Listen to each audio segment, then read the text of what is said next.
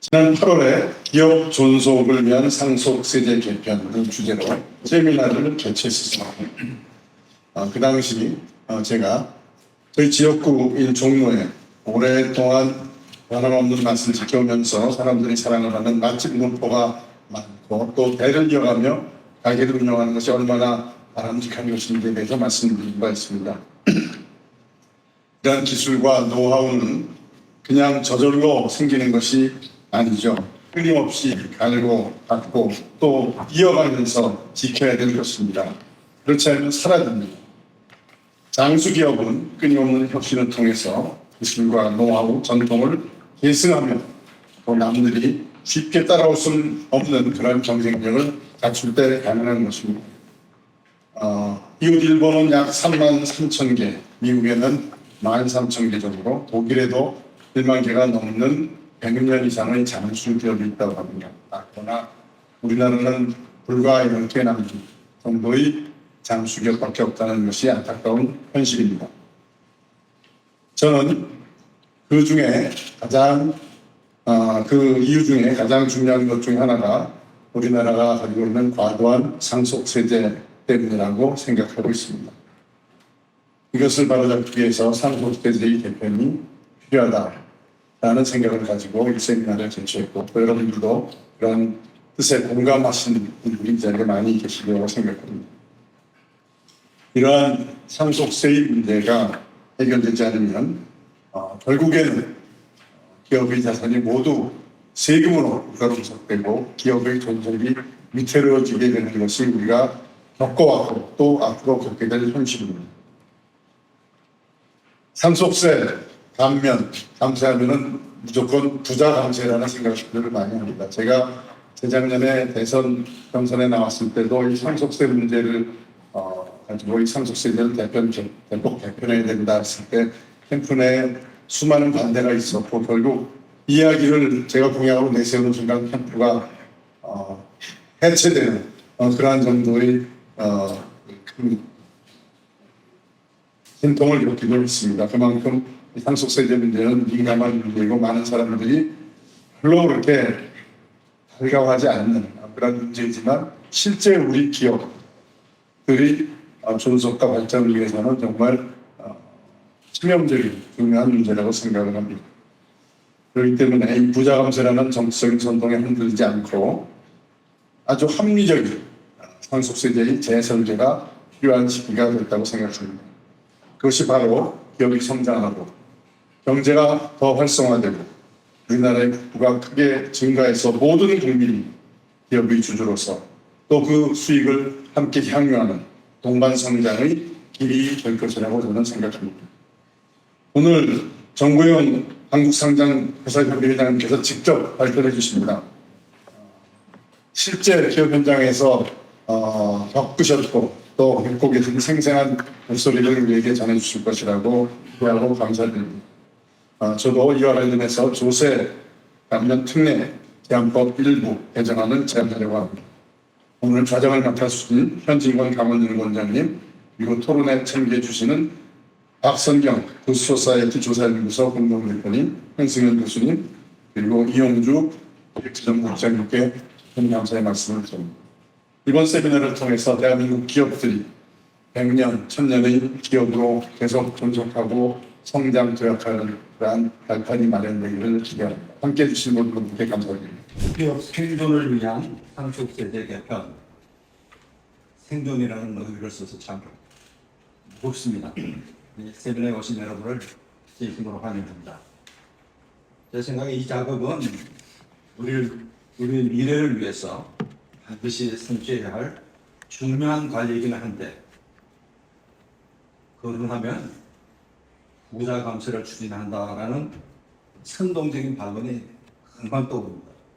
그래서 쉽게 시작할 수 없는 그런 주제로 치부되고 있습니다. 오늘 이렇게 별로 인기가 없을 제도 개선을 위한 세미나를 주관하면서 여러 가지 생각을 하다가 제가 학창시절에 경험한 경부고속도로 건설 역사를 되돌아보게 됐습니다. 박정희 대통령께서 경부고속도로를 건설해야 된다 하고 계획을 세워서 이제 공론화했을 때 뭐 다들 기억하실 수 있겠습니다만 찬성하는 사람은 이렇게 손으로 꼽을 정도로 몇 분이 안 됐습니다. 심지어는 온몸을 던져서 막으려고 했던 그 당시 야당 정치 지도자들 다 기억할 수 있을 거예요. 저는 리더는 미래 가치를 볼 수 있어야 리더가 될 것 같습니다. 경부고속도로의 미래 가치를 내다볼 수 있었던 박정희 대통령은 그 미래 가치를 실현하기 위해서 여야 가릴 것 없이 절대 다수가 반대하였지만 이를 추진하였습니다. 지금도 그렇게 보면서 만약 그때 우리 박정희 대통령께서 다수의 반대에 물러섰었더라면 우리나라가 어떻게 되었을까 사실 생각하면 그 기억은 참으로 끔찍합니다. 세수를 늘리고 국부를 키우게 된다는 이 미래 가치를 위해서라면 부자 감세라는 피난점은 감수할 수 있는 리더가 필요하다고 합니다. 그런 용기 있는 리더 그룹이 우리나라의 미래를 열어갈 것으로 믿습니다. 그런 의미에서 오늘 발제를 하시고 토론에 참여해 주시는 여러분들에게 깊이 감사를 드립니다. 특히 정치인으로서 조금 전에 말씀하셨습니다만 지금 당장 인기가 중요한데 지금 당장의 인기에 손해가 가지만 이 미래 가치를 보고 나의 미래를 생각하면서 상속세제 개편에 적극적으로 관여해 주시고 오늘 또 이렇게 개편안까지 직접 발표해 주실 최재현 의원님 또 정규용 한국상장회사협회 회장님께 진심으로 존경과 감사를 드립니다. 상속세제 개편과 아울러 또 한 측면에서 저는 앞으로 회사법 정비를 위해서도 이런 계기를 마련하고 싶습니다. 시장에 부정적인 영향을 미치는 비정상적인 기업 행태를 지적해서 이야기하는 대부분 그 원인이 상속세제에 있다고 합니다. 그래서 상속세제의 걸림돌을 제거하고 기업 경영하시는 분들이 부담 없이 정상적으로 기업을 경영할 수 있고 경영해야만 하도록 회사법도 정비하는 작업을 동시에 해서 우리나라 기업이 세계적인 경쟁력을 가지고 세계적 수준의 기업들로 발돋움하는데 오늘 이 세미나가 중요한 계기가 되기를 기대합니다. 그래서 우리 기업이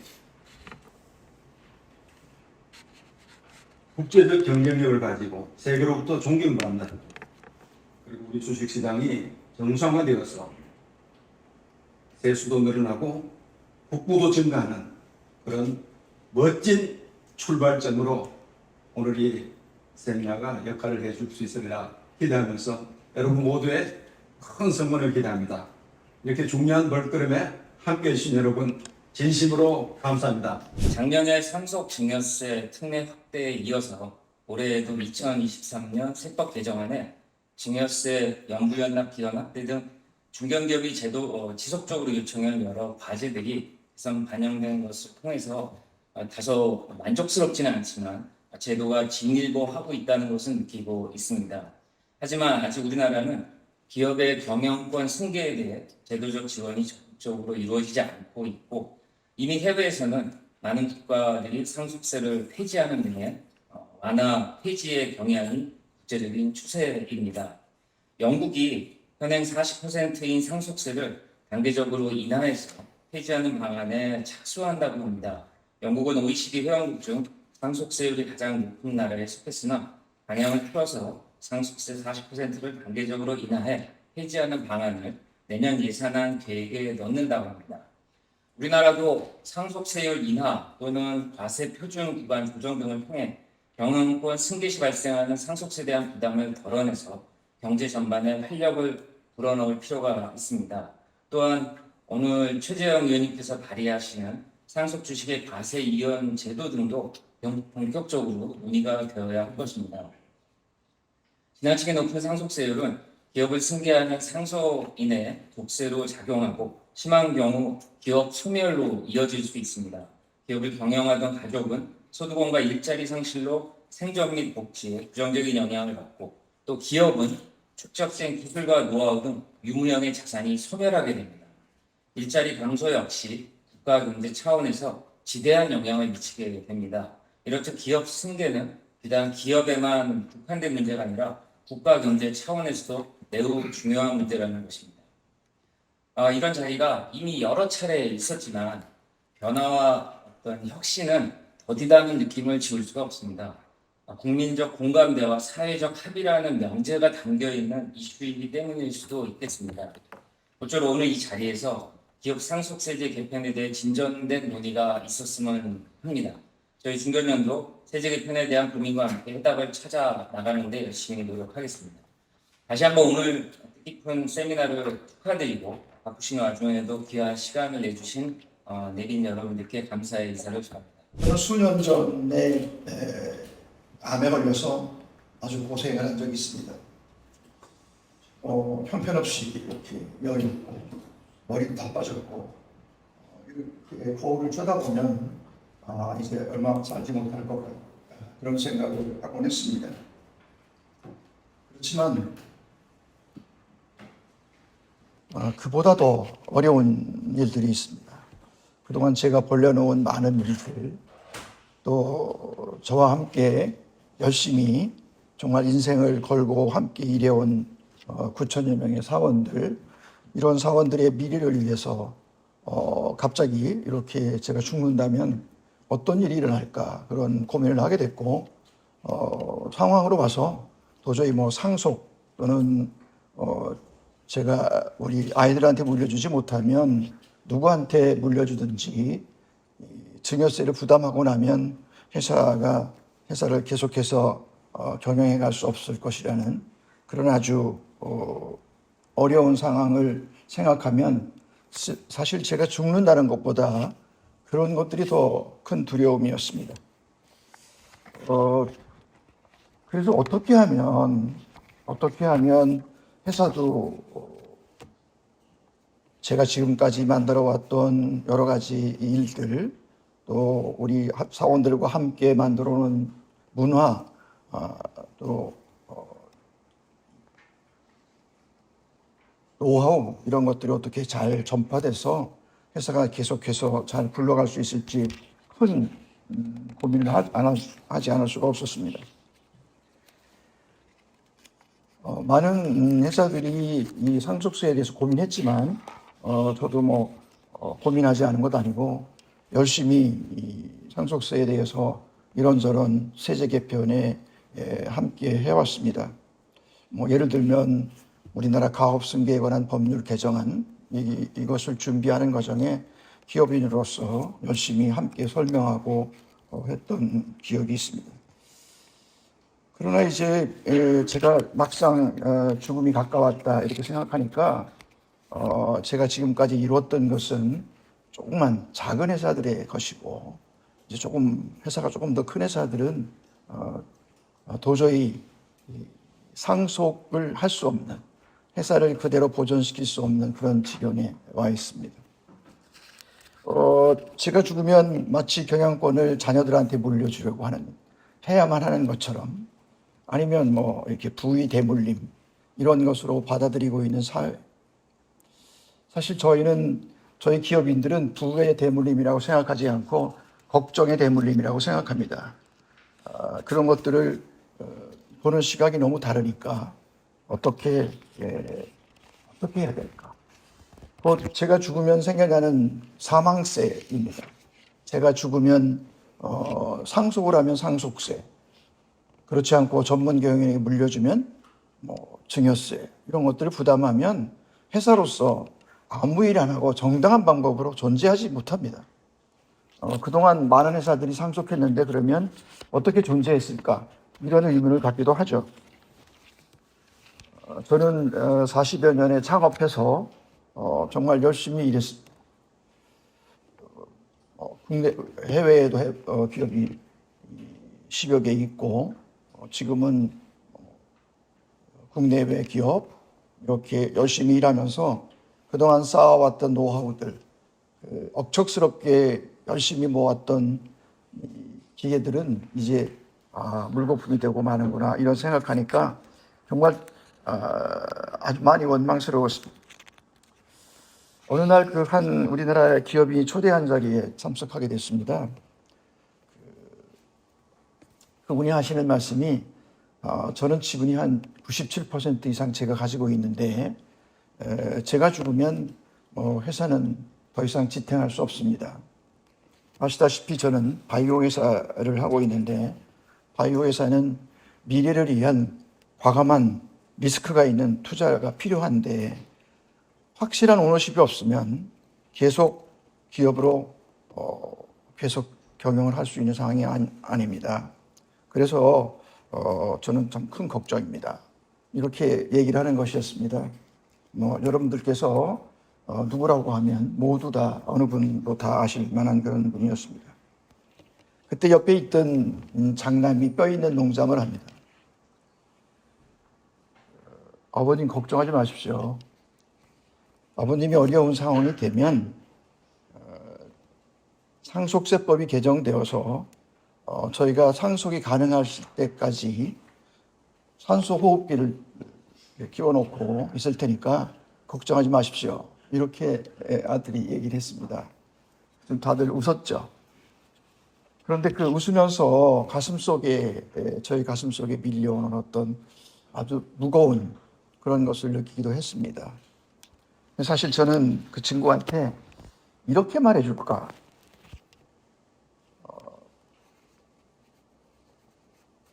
산소호흡기를 그렇게 꽂은 채 싱가포르로 가라. 그러면 모든 걱정이 다 사라질 것이다. 이런 말을 해주고 싶었습니다. 물론 하진 않았습니다만 그렇듯 상속세 문제는 그런 우리나라의 아주 굉장히 유망한 기업이고 그동안 정말 그 바이오로서 아주 성공한 그런 기업들이 갖고 있는 모습. 그러나 그분이 상속세를 내지 않겠다고 그런다면 어떻게 되겠습니까? 지금 우리 환경이 세계 최고의 상속세율을 가진 우리나라의 경제적, 사회적 측면에서 상속세로 인한 모순들이 참 많습니다. 세계 경제가 침체의 길로 들어서고 사회가 갈등의 구조에 벗어나지 못하고 있는 이때 이 상속세로 인한 사회 문제는 아마도 여러 가지 부작용을 만들고 있습니다. 기업할 의지가 떨어지고 주식시장이 침체되고 또 기업 자산의 해외 유출, 투자 감소 등은 사실 우리나라 경제 상황에서 더군다나 세계 경제가 어쩌면 침체 일로에 빠질 수도 있다는 이 상황에서 너무나도 중요한 일입니다. 우리나라 경제 활력을 찾지 못하고 점점 더 어려운 상황이 되지 않도록 현명한 우리 국민들의 결단이 필요하지 않나 이렇게 생각합니다. 마침 최재형 의원님께서 이러한 문제들을 해소하고 기업의 지속적인 성장과 혁신을 유도하기 위해 기업 주식에 대한 상속제도의 획기적인 전환 필요성을 말씀하셨고 이를 위해 상장법인 혹은 비상장법인의 주식을 상속하는 경우에는 상속 시점에 상속세를 부과하지 않고 상속인이 상속을 받은 사람이 해당 주식을 처분하는 시점에 과세로 연결하는 이렇게 이연시키는 이런 법안을 발의하시려고 하신다는 말씀을 들었습니다. 현재 캐나다나 호주 등 자본이득세라는 이름으로 이와 유사한 제도를 도입하고 있다고 알고 있습니다.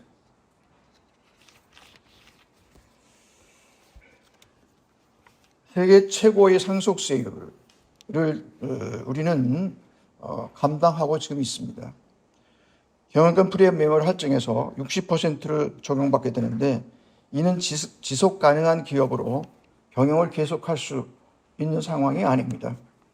이는 다른 사람에게 기부하면 증여세를 물게 되고 이보다 더 많은 부담을 하게 되기 때문에 기부도 되는 일이 아닙니다.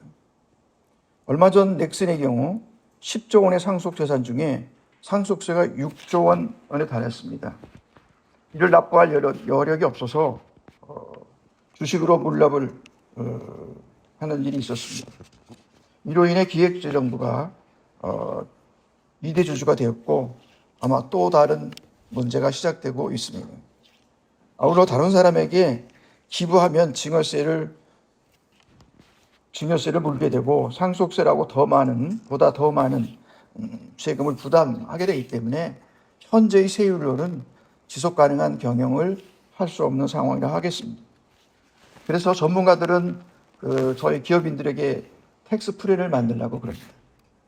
이런 텍스 프리를 만들다는 건 어떻게든지 어떤 편법을 만들어서도 상속 가능하게 만들어 보라는 그런 조언이기도 합니다. 몇 년 전 어느 날 갑자기 가깝게 지내던 기업인이 뇌경색으로 쓰러져서 치료를 받았습니다. 어느 정도 회복이 되어서 참 괜찮다 이럴 쯤 되어서 이민을 가야 되겠다고 이렇게 말했습니다. 그래서 설마 무슨 이민이냐고 왜 이민이냐고 그랬더니 본인 표현이 병원에 다니면서 상속세 컨설팅을 받아보니까 도저히 감당이 불가능합니다. 제가 현금으로 1,700억을 낼 가능성이 전혀 없습니다.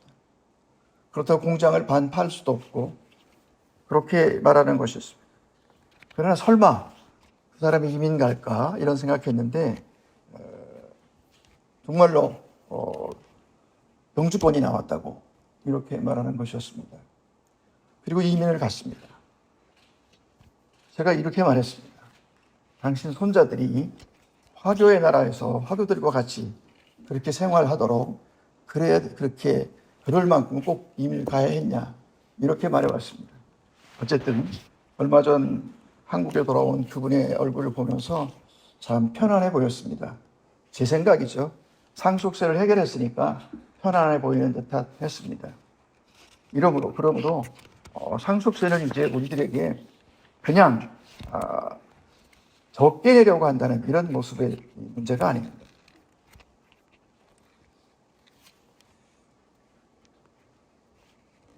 세계에서 우리나라만 유일한 감당이 불가능한 상속세제를 두고 세계 시장에서 경쟁하는 것이 말이 되겠습니까?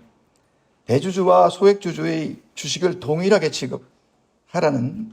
하라는데 참 이것도 되게 웃깁니다. 주식을 가진 사람은 그냥 주가가 올라가면 팔고 떠나면 그 사람이 하려고 했던 목적은 달아가는 것입니다. 그러나 그 대주주는 어떤 어려움이 겪어도 회사를 떠날 수 없습니다. 만약에 그 회사가 침몰한다면 그는 그 침몰하는 회사로부터 탈출하는 게 아니라 그 회사와 함께 침몰할 수밖에 없는 게 대주주입니다. 주가가 낮은 것은 배당 성향 때문이라고 주장하는데 이것도 배당을 안 해도 주가가 더 올라서 주들이 더 높은 수익을 올릴 수 있다는 걸 잘 모르고 하는 언급입니다.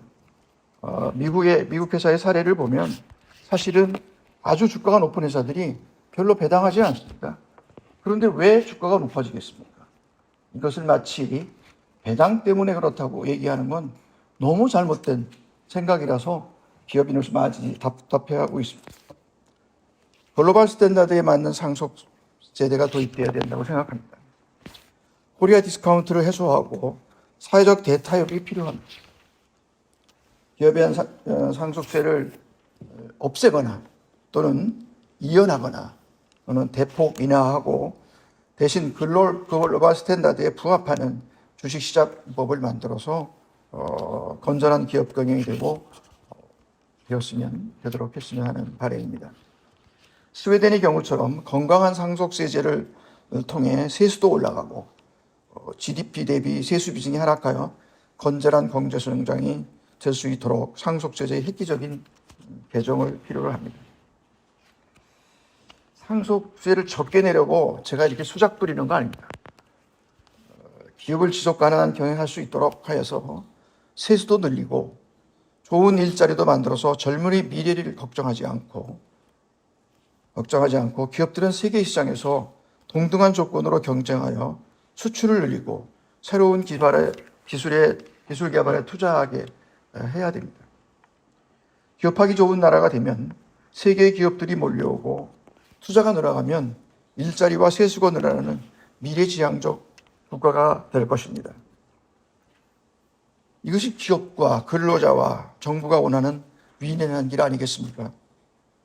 경청해 주셔서 감사합니다. 상속세제가 현재 가지고 있는 문제, 그리고 우리 지속 가능한 기업의 경영과 발전을 위해서 이게 얼마나 심각한 문제를 야기하고 있는지, 이런 점에 대해서는 정구영 기자님께서 실제 이 기업인의 입장에서 생생한 목소리를 들려주셨습니다. 그리고 이 현재의 상속세제가 가지고 있는 문제점으로 인한 우리 국가 경제적인 여러 가지 문제들에 대해서는 앞으로 또 많은 분들이 토론을 통해서 발표해 주실 것이라고 생각합니다.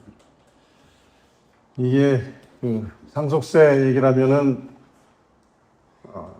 세금 안 물고 부대물림하는 대물림이 가능한 길을 연다. 이렇게 우리가 흔히 생각하고 있습니다. 그러나 이런 프레임을 우리가 벗어나서 객관적으로 살펴볼 때 과연 그 말이 맞는가 한번 고민해 볼 필요가 있다고 생각합니다. 정구영 회장님께서 부의 대물림이 아니라 걱정이 대물림이라는 표현을 하셨는데, 기업 경영하시는 분들이 실제 기업에 대한 애착을 가지고 기업을 경영하시면서 느끼시는 솔직한 심정을 말씀해 주셨다고 생각합니다. 제가 이 상속세 관련해서 조세특례제한법 일부 개정 법률안을 제안한 것은 부의 대물림 이런 차원에서의 문제가 아니고요.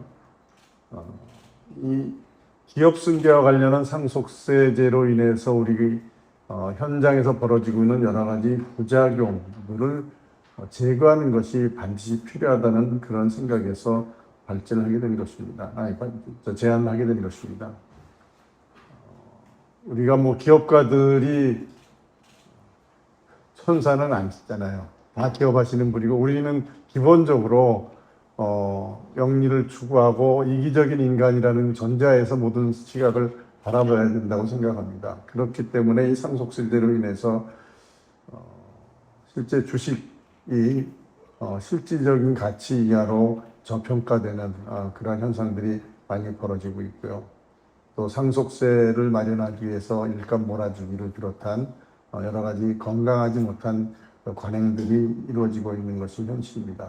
대표적으로 제가 두 가지만 말씀드렸지만 그 외에도 우리 경제에 부의, 마이너스에 영향을 미치는 그런 많은 일들이 벌어지고 있다고 생각합니다. 그런 것들을 통해서 우리 국가 경제가 안고 있는 여러 가지 문제들이 제거된다면 우리 국가가 안고 있는 많은 문제들이 또 해결되는 데 큰 도움이 될 거라고 생각합니다. 간단히 제안 이유와 주요 내용을 설명드리겠습니다. 우리의 상속세는 전 세계에서 가장 높은 수준의 세율 구조를 가지고 있고, 특히 주식에 대해서는 할증 평가 제도를 운영하고 있어서 사실상 세계 최고의 상속세율을 가지고 있는 것이 현실입니다.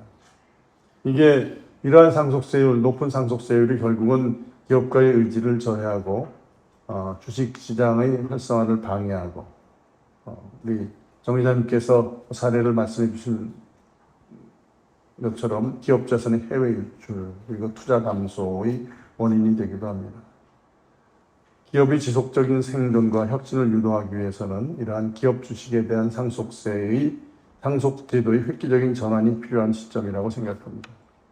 그래서 주식과 관련해서 주권상장법인과 또 적격 비상장법인의 주식을 상속하는 경우에 사망 시점이죠. 상속 시점에서 바로 상속세를 부과하지 않고 상속인이 해당 주식을 처분해서 그게 실질적으로 처분 가능한 소득으로 현실화됐을 때까지 과세를 이연해서 기업을 계속 성실히 경영할 수 있게 하고 또 국내 주식 시장을 활성화해서 외국에 비해 저평가되어 있는 코리아 디스카운트 현상을 해소하려는 것이 제가 이 법률안을 개정하기 위한 제안을 한 취지입니다.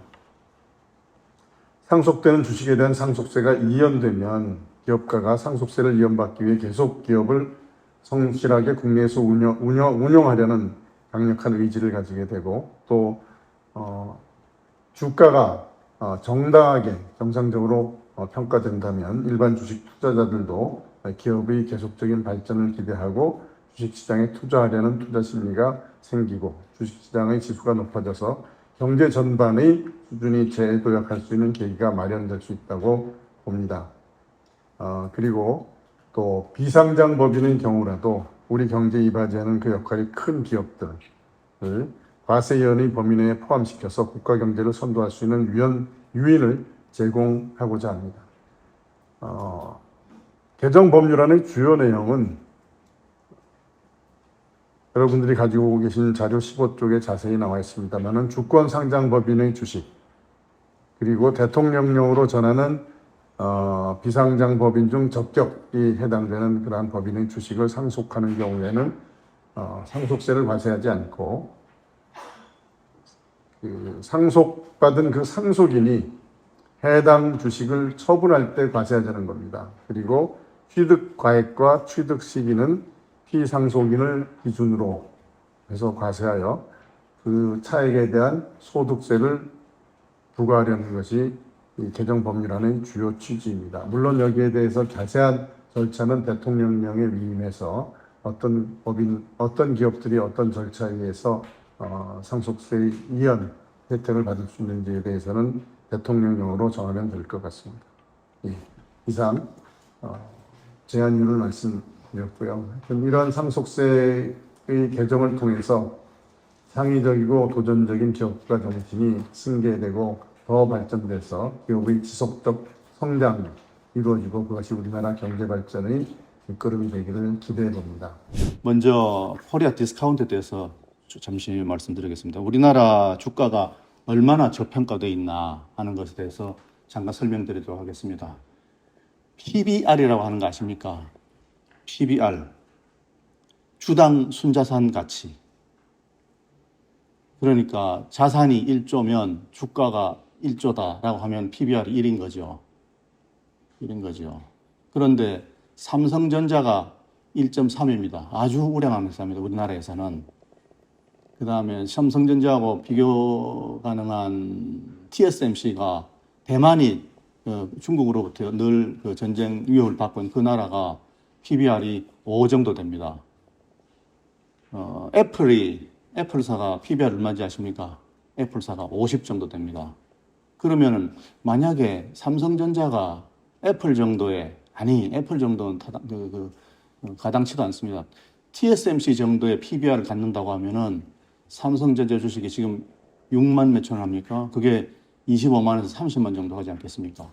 삼성전자 주식 투자자가 지금 우리나라 600만 명입니다.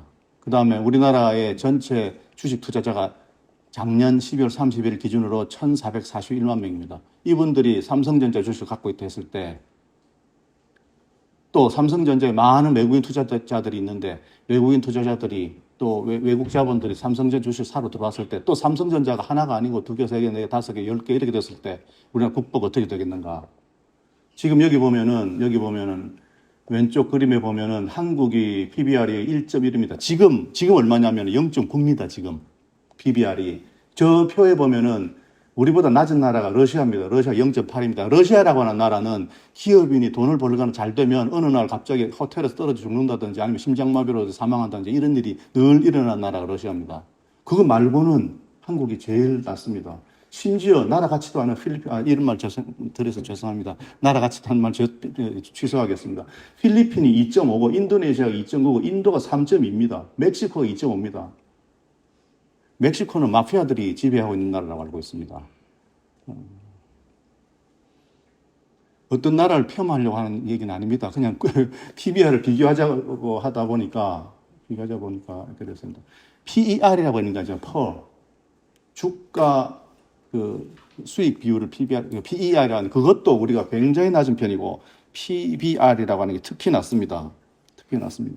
제가 최근에 보니까 올 6월 달에 코스피를 기준으로 해서 PBR이 주당 순자산 가치가 우리나라가 평균 해서 0.9입니다. 그러면은 우리나라 주가 총액이 우리나라 순자산 총액보다 모자란다는 겁니다. 그럼 청산 가치가 높다는 겁니다. 그럼 우리나라 모든 기업들 다 청산하고 돈으로 나눠주는 게 주주들한테 훨씬 이익입니다. 우리나라 0.9인데 이 비슷한 시기에 스탠다드 앤 푸어스 500이라고 하는 게 있죠. S&P 500 지수. 그것이 PBR이 제가 보니까 3.7입니다. 나스닥이 5입니다. 유로닥스가 1.7입니다. 니케이가 1.8입니다. 대만이 2.4입니다. 우리나라 0.9입니다. 이렇게 주가가 저평가되어 있습니다. 우리나라의 코스닥 회사 중에서 PBR이 1 미만인 청산 가치가 훨씬 높다 하는 회사가 42%입니다. 미국 시장의 경우에는 S&P 그 기준으로 보면 12%입니다. 우리나라 42%입니다. 제가 가끔 눈여겨보고 있는 그 회사들 중에서 특별히 태광산업이라는 회사가 있습니다. 거기 PBR이 0.16입니다. 0.16. 거기 주가 총액이 6천 몇백억입니다. 그 순자산 총액이 4조가 넘습니다. 그러면은 제가 그 회사 주식을 일부를 사가지고 제가 그 회사 청산 신청을 해볼까 법적으로 어떻게 되는지 모르겠습니다만 그러면은 청산됐다고 하면은 당신이 얼마나 기업을 잘못 운영했길래 당신 자산이 4조인데 내 주식이 이렇게 낮게 평가되어 있다. 차라리 청산하고 나한테 돌려달라. 이렇게 하면 제가 7배 정도 받지 않겠습니까? 그렇게 해야 되는 회사들이 우리나라에서 전체 코스피 회사 중에 42% 된다는 겁니다. 제가 우리 상장회사 협의회 회장님 회사 인지 컨트롤을 잠깐 봤습니다. 거기도 일이 안 되시죠. 거기도 0.7, 6, 0.5. 제가 그 주식 좀 사가지고 제가 법적으로 청산하라고 법적으로 소송을 하면은 어떻게 되겠습니까? 시죠. 청산하고 대표적으로 청산해서 상속세가 망가질 건데. 어차피 상속세 망가질 건데 그냥 팔아서 치우고 끝내자. 그러니까 닭을 잡아서 배 가르고 황금알 꺼내 먹자. 그게 차라리 낫다 이겁니다. 닭이 있는데 그 닭이 살아있는 매일 알을 낳는 살아있는 닭이 비싸야 됩니까? 아니면 먹으려고 잡아놓은 죽은 닭이 비싸야 됩니까? 어떻게 생각하십니까? 당연히 살아있는 매일 알을 낳는 닭이 비싸죠. 비싸야 돼요. 그래서 그 닭이 알을 낳아서 부화해서 병아리가 되어서 또 크고 또 알을 낳고 이러지 않습니까? 그게 기업 아닙니까? 그래서 주식이라고 하는 거 아닙니까? 나무를 키우듯이 한 그루가 두 그루가 되고 두 그루가 네 그루가 되고 이게 회사인데 어떻게 잡아놓은 닭보다 산 닭이 싸냐? 그게 PBR이 1이 안 된다는 겁니다. 말이 되겠습니까? 왜 그런 일이 생겼냐? 전 세계적으로 이런 현상은 대한민국밖에 없습니다. 왜 그런 일이 생겼냐? 상속세 때문입니다. 우리보다 일본이 상속세가 높다고요? 택도 없는 얘기입니다. 일본이 우리가 상속세가 높으면 그게 55%라고 합니다. 우리보다 높으면 어떻게 100년 이상 회사가 33,000개가 되겠습니까? 우리나라는 9개인데요. 우리나라 그 9개 회사가 발전하는 회사입니까? 아니고 매번 상속이 발생할 때마다 반토막이 됩니다. 그 회사가 정상적인 회사가 되겠습니까? 그런 얘기들입니다. 하나 또 보겠습니다. 여기에 작년 기준인데 우리나라와 대만 보면은 주가 총액의 한국이 2.12 트릴리언 US 달러가 2조 1,200억 달러입니다. 그러니까 우리 돈은 어떻게 되겠습니까? 2,600조, 700조 원. 대만이 우리보다 인구가 반도 안 되는데 우리는 2.1인데 대만이 1.9이면 비슷하지 않습니까? 그러니까 따라잡혔죠. 그래서 1인당 명목 GDP가 대만이 우리에 앞섰습니다. 그런데 대만의 PBR은 저때 계산할 때 1.0인데 지금 떨어져서 0.9입니다. 우리나라는. 대만은 저때 2.4였습니다. 우리나라가 대만 정도의 우리가 대만 정도의 PBR을 갖는다고 하면은 우리나라 주가 총액이 얼마라고 했습니까? 2.12 트릴리언 US 달러, 2,600조, 700조 정도 되는데 저게 6,700조, 800조 혹은 7,000조 정도 되지 않겠습니까? 그러면은 제가 드리려는 말씀이 이겁니다. 우리나라 국가 부채가 1,000조 원 정도 된다고 합니다. 우리나라 주가 총액이 2,800, 2,700조 이런 나라에 우리나라의 국가 부채가 1,000조일 때 하고 우리나라 주가 총액이 7,000조일 때 국가 부채 1,000조하고 같겠습니까? 그런데 우리나라 저 주가 총액이 저렇게 낮다. 왜 낮으냐? 사람들은 전부 다 지정학적 요소로 해서 지정학적 요소 뭡니까? 지정학적 요소 전쟁 위험이라는 겁니다. 전쟁 위험은 대만이 우리가 훨씬 높지 않습니까? 그래서 우리나라 주요 기업의 작년 기준이 작년 주요 기업의 PBR 지금 전부 다 떨어졌습니다. 지금 떨어졌습니다. 삼성전자 1.4, 현대차가 0.7, 0.5라고 하셨고 정국 회장님께서 0.5 정도 된다고 하셨는데 LG 0.5, SK 0.6, 롯데 0.4, 두산 0.7 뭐 이렇습니다. 그렇습니다. 포스코홀딩스 0.4인데 지금 좀 올랐겠습니다. 이런 수준입니다. 이런 수준입니다. 그 원인이 뭐냐? 제가 볼 때는 상속세라는 겁니다. 주가에 대해서 접근하고 있는 방향이 다른데 대주주는 세금에 대해서 관심이 제일 많으니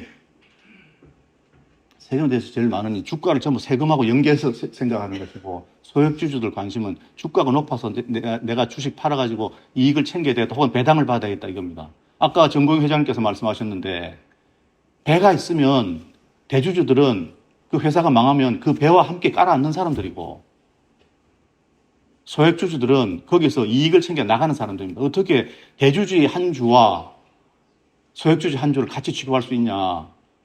그 말씀에 저는 아주 가슴이 와닿았습니다.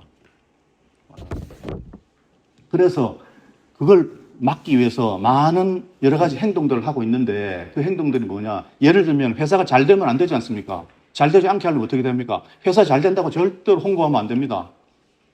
R&D 투자해가지고 뭐 새롭게 개발했다, 발명했다 하면 큰일 납니다. 그럼 하면 안 됩니다. 어떻게 하면 회사를 발명하더라도, 발견하더라도 그걸 숨겨야 됩니다. 이런 회사가 세상에 어디 있습니까? 이런 모순들이. 그 모순들을 제거하자라고 하는 게 그게 제 생각입니다. 그래서 그 모순만 제거하면 우리나라가 제가 장담하건대 10년 안에 우리 G7 안에 확실하게 들어갑니다. 그래서 코리아 디스카운트 정리하자면 북핵 문제 아니다. 북핵 문제는 그건 지정학적 요소가 아니다. 거버넌스, 오너 리스크라는 말을 합니다. 오너들이 판단 잘못해서 뭐 잘못한다는 그런 얘기입니다. 그런데 맞죠? 오너 리스크. 오너 리스크 맞는데 그 오너 리스크가 그런 판단 잘못했다. 그게 아니고 누가 회사에 대해서 고민을 더 많이 하고 누가 더 연구를 많이 하겠습니까? 대주주가 많이 하겠습니까? 소액주주가 많이 하겠습니까? 오너 리스크는 맞는데 그 오너 리스크는 다른 게 아니고 그 회사에 대해서 책임을 안 지려고 하거나 뭐 사치방탕하게 살거나 그러려고 하는 게 아닙니다. 아주 일부 몰지각한 일부 사람들이 그렇게 한다고 해서 대기업 혹은 대기업의 가족들을 비난하는데 아주 일부고 나머지 대부분들은 돈 벌어야 되는데 기술 개발해야 되는데 시장 개척해야 되는데 그럴 시간이 어디 있겠습니까?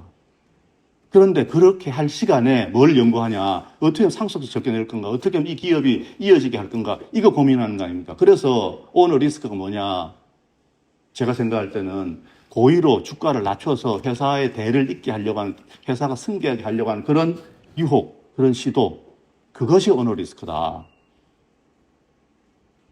그것이 오너 리스크다. 이게 모순이다. 이게 바로 무엇 때문이냐, 상속세 때문이다 하는 얘기입니다.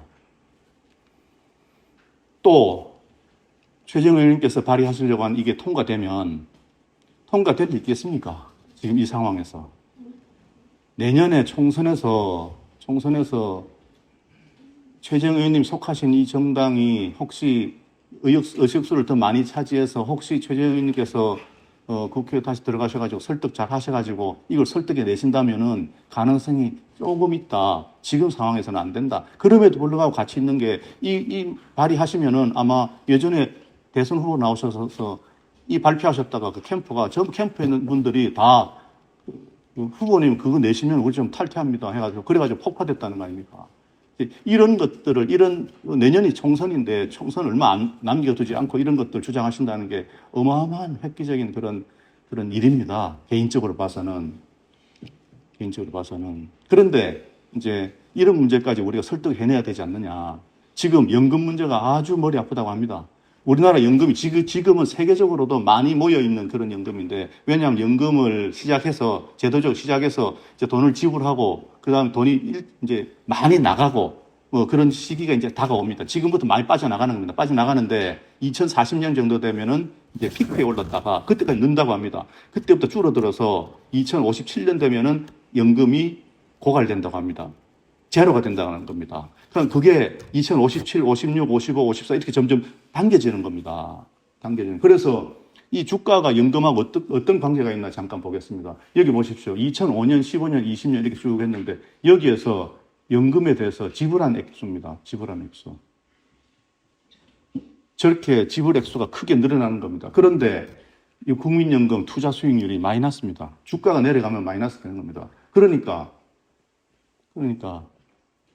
국내 주식이 수익이 좋겠습니까? 해외 주식이 수익이 좋겠습니까? 그러니까 돈이 빠져나가죠.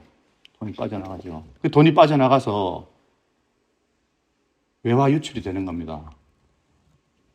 해외 투자 아무리 받아들여도 연금 때문에 돈이 다 빠져나가면 어떻게 되겠습니까? 보십시오. 여기 보시면 우리가 국민연금 포트폴리오가 금융 투자 부분이 99.9%입니다. 채권이 42, 주식이 43.5입니다. 해외 주식이 있고 국내 주식이 있습니다. 지금 국내 주식이 16몇 %, 해외 주식이 25몇 %입니다. 그런데 아까 뭐라고 말씀드렸습니까? 해외 주식은 수익률 좋고 국내 주식은 수익률이 낮다. 어떻게 해야 되겠습니까?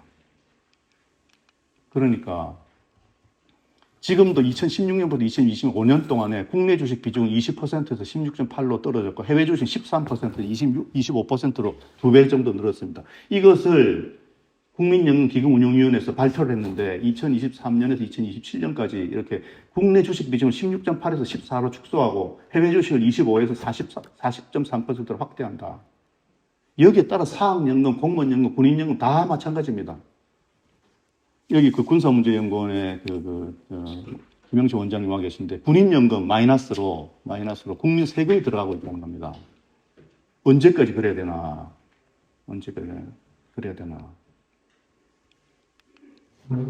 그래서 이런 신문 기사를 봤습니다.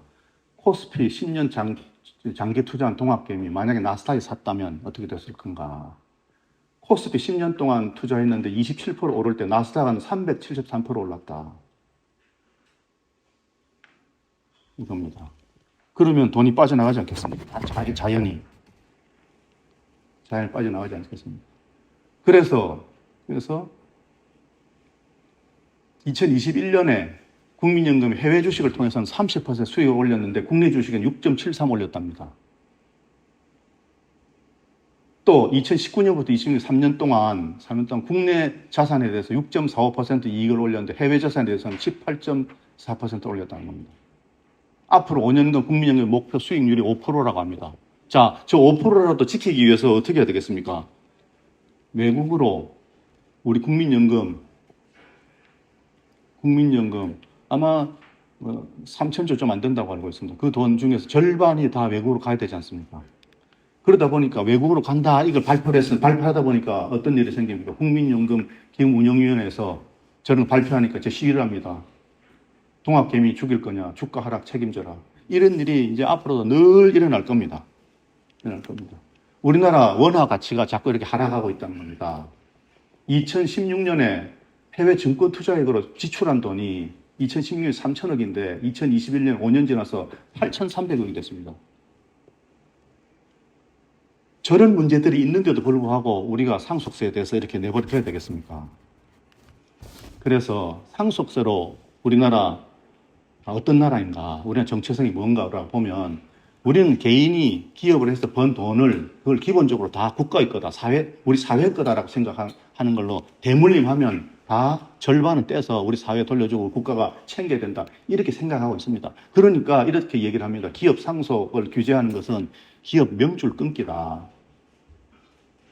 전 세계적으로 우리나라만큼 상속세 높은 나라가 없습니다. 그래서 한국에서 기업이 가치 창출의 주체인데 가치 창출 주체가 아니고 우리나라 기업은 가치 착취의 대상이다. 이 광고입니다. 이런 거 있으면 대표님 기업의 비상장 주식 가치를 낮추세요. 이런 거가 전 세계 어느 나라가 신문에 광고를 하겠습니까? 상장 회사는 그래도 이런 여러 가지 편법들 이용해가지고 주식 낮출 수 있는 방법이 있는데 비상장 주식은 그것도 없습니다. 그러니까 그걸 컨설팅 해야 되는 그런 필요가 있으니까 이런 걸 광고하지 않습니까? 저 탤런트 이름이 뭡니까? 백윤식입니까? 저 광고 비싸게 줬을 텐데 저 광고비를 비싸게 주고 저 사람을 모델로 써가지고 해야 될 정도로 수요가 많다는 거 아니겠습니까? 그러다 보니까 또 이것도 있습니다. 얼마 전에 SG증권이라고 하는 곳에서 어떤 회사들 7개인가 하는 회사들 동시에 하한가를 7번, 8번 쳐가지고 역사적으로 가장 오랜 기간 하한가를 쳤다. 그 회사 주식들이 4만 원, 5만 원 가다가 갑자기 10,000원으로 떨어졌다. 그게 뭐냐면 저겁니다. 그래서 그 범인으로 지목돼서 지금 구속돼 있을 겁니다. 저 사람이 상속세 이슈를 이용해서 저렇게 했다는 거 아닙니까? 재판 결과가 어떻게 나오는지 모르겠습니다만. 왜 우리가 얼마나 상속세 높기에 그런가? 우리 상속세가 얼마나 높습니까? 우리나라 상속세가 2011년부터 2020년까지 10년 동안에 우리 상속세 세수의 평균이 2조 2,500억이었습니다. 작년에 얼마인지 아십니까? 작년 7조 원 정도 됐습니다. 왜 그렇게 2조 2,500억에 7조 원으로 늘었냐? 매년 삼성이 2조씩 내지 않습니까? 삼성이 내는 상속세 12조 원이 6번 나눠내는데 1년에 2조씩 내는 거가 우리나라가 지난 10년 동안에 매년 평균 내는 그 상속세 정도의 액수를 삼성이 내고 있는 겁니다. 그 다음에 거기다가 우리나라 상속세가 원래 상속세가 예전에 90%다, 70%다 큰 의미가 없었습니다. 왜 의미가 없었냐? 토지를 갖고 있으면 그 토지 전산화도 안 돼 있고 또 토지 공시지가라고 하는 게 아주 낮았습니다.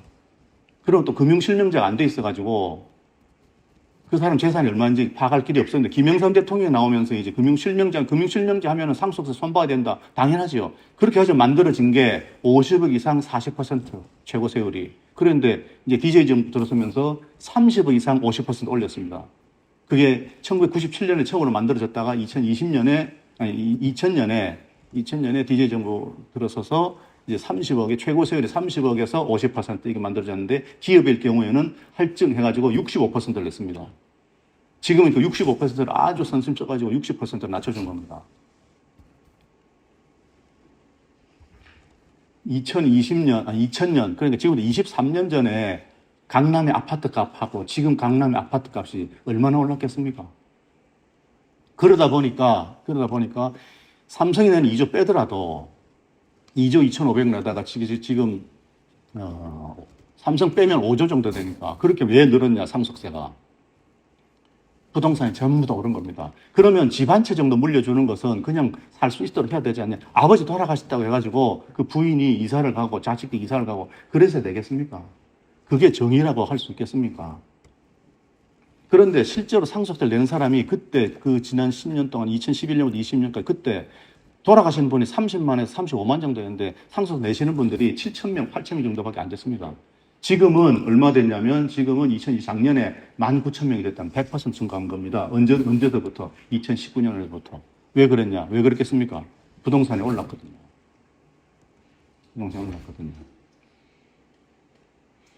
자, 왜 이렇게 됐나?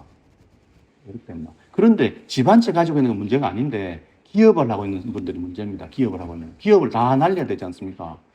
기업을 물려주면 그 기업을 물려받았다 자식이 기업을 물려받은 것은 돈이 아니지 않습니까? 돈이 아니라는 거 아십니까 혹시?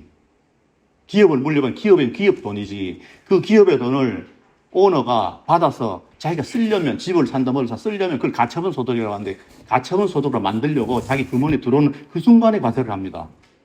가처분 소득을 만들었잖아 그때. 그래서 기업의 돈이고 그래서 가처분 소득을 만들 때 이때 소득세를 내지 않는데 소득세 최고 세율이 얼마입니까? 많은 언론에서 45%라고 하는데 아닙니다. 45% 플러스 지방세 10% 그러니까 4.5% 더해서 49.5%입니다. 왜 그걸 언론들이 그걸 회피하는지 제가 알다가도 모르겠습니다. 가능하면 적게 보이려고요? 저는 그렇다고 생각합니다. 저는 그렇다고 생각합니다. 그래서 기업들이 문제인데 이 기업들에 대해서도 알고 있는 사람 알고 있는데 왜 그걸 바로 바른 대로 얘기 안 하냐? 배 아파서 그렇습니다. 그 배 아픈 정서. 그 배 아픈 정서만 없애면 우리나라에서 매년 수십만 개 일자리가 만들어지고 수백조 원의 매출이 나는데 왜 이렇게 붙잡고 있나? 그래가지고 그것 때문에 왜 우리 젊은이들의, 우리 후손들의 미래까지 다 망치고 있나? 그게 배 아픈 정서인데, 여기 좌장으로 계신 현진건 교수님께서 그런 말씀 하셨는데, 배 아픈 정서에서, 배 아픈 것을 없애는 것 말고, 배부른 것을 나눠주자, 이런 말씀을 하셨는데, 저는 공감하고 있습니다. OECD 회원국의 상속세가 여기 보면 여기도 이 언론에 보도된 거 27%라고 합니다. 저 거짓말입니다. 주구장창 여기 계신 그 현진건 교수님하고 저하고 주구장창 저 얘기를 했는데 OECD 회원국의 평균 상속세하고 여기는 27%는 OECD 국가들 중에서 상속세가 있는 나라들의 상속세 평균 그게 27%입니다. 우리나라를 포함해서 OECD 국가가 38개국인데 거기서 상속세가 없는 나라가 20개국입니다. 없는 나라까지, OECD 회원국의 상속세라면 그 없는 나라 다 포함하면 13%입니다. 그 13%라고 하는 사람은 없어요. 다 27, 그럼 저렇게 얘기하면 모집단도 얘기하죠. 그 모집단은 OECD 회원국 중에 상속세 있는 나라의 상속세 이렇게 말을 해야 되죠. 근데 그렇게 안 합니다. 요즘 최근에 나오는 것은 이제 저기서는 이제 OECD 평균 15%라 요즘 최근에 이제 우리 현진건 원장님이 노력에 의해서 이제 저렇게 좀 바뀌어가고 있습니다. 저기는 왜 15% 나왔냐? 최근에 줄어가지고 다시 또 저 13% 내려갔습니다. 이 보십시오. GDP 대비 상속세, 증여세, 세수 비중이 미국은 0.11입니다. 일본이 0.43이고 우리가 0.53입니다. 우리가 미국의 5배 아닙니까? 5배 아닙니까? 이게 정상적이라고 할 수 있겠습니까? 이 표 한번 보시겠습니다. 38개국 OECD 가입국 상속세, 세율과 공제제도를 제가 전부 다 계산을 해봤습니다. 그런데 이렇게 묻습니다. 일본이 세계 최고다, 55%다. 일본이. 한국이 50%. 일본이 1위고 우리가 2위다. 아닙니다. 일본은 저 55% 중에서 비상장 기업일 경우에 80%를 유예합니다. 그러니까 20%에서만 상속세를 내는데 그 20%에서 55%의 세율을 곱하면 11% 아닙니까? 그것도 5년을 그 기업을 유지하면 면제해 줍니다. 우리는 할증을 하지 않습니까? 우리도 가업상속 제도라고 있죠. 우리가 가업상속 제도를 활용해서 혜택받는 회사가 1년에 100개가 안 됩니다. 그 비슷한 제도를 갖고 있는 독일이 1년에 10,000개, 많게는 17,000개, 우리나라는 3,000억에서 5,000억 정도 사이입니다. 독일은 가업상속 제도로 혜택받는 게 50조 정도 됩니다. 우리나라가 100개 정도다. 실패한 제도죠. 왜 그런가? 온갖 규제를 다 만들어가지고 규제를 해놨습니다. 그래서 겁이 나서 못하는 겁니다. 만약 그걸 하는 순간 국세청이 표적이 되는 겁니다. 미국이 40%다. 상속세 내는 사람이 없습니다. 다 이렇게 저렇게 빠져나가게 다 해가지고 예를 들면 미국은 뭐 포이즌 필이니 황금주니 차등 의결권이니 황금 낙하산이니 이런 것들 뜻이 뭔지 한번 찾아보시기 바랍니다. 그 다음에 대부분의 나라는 부부간의 증여세가 없습니다.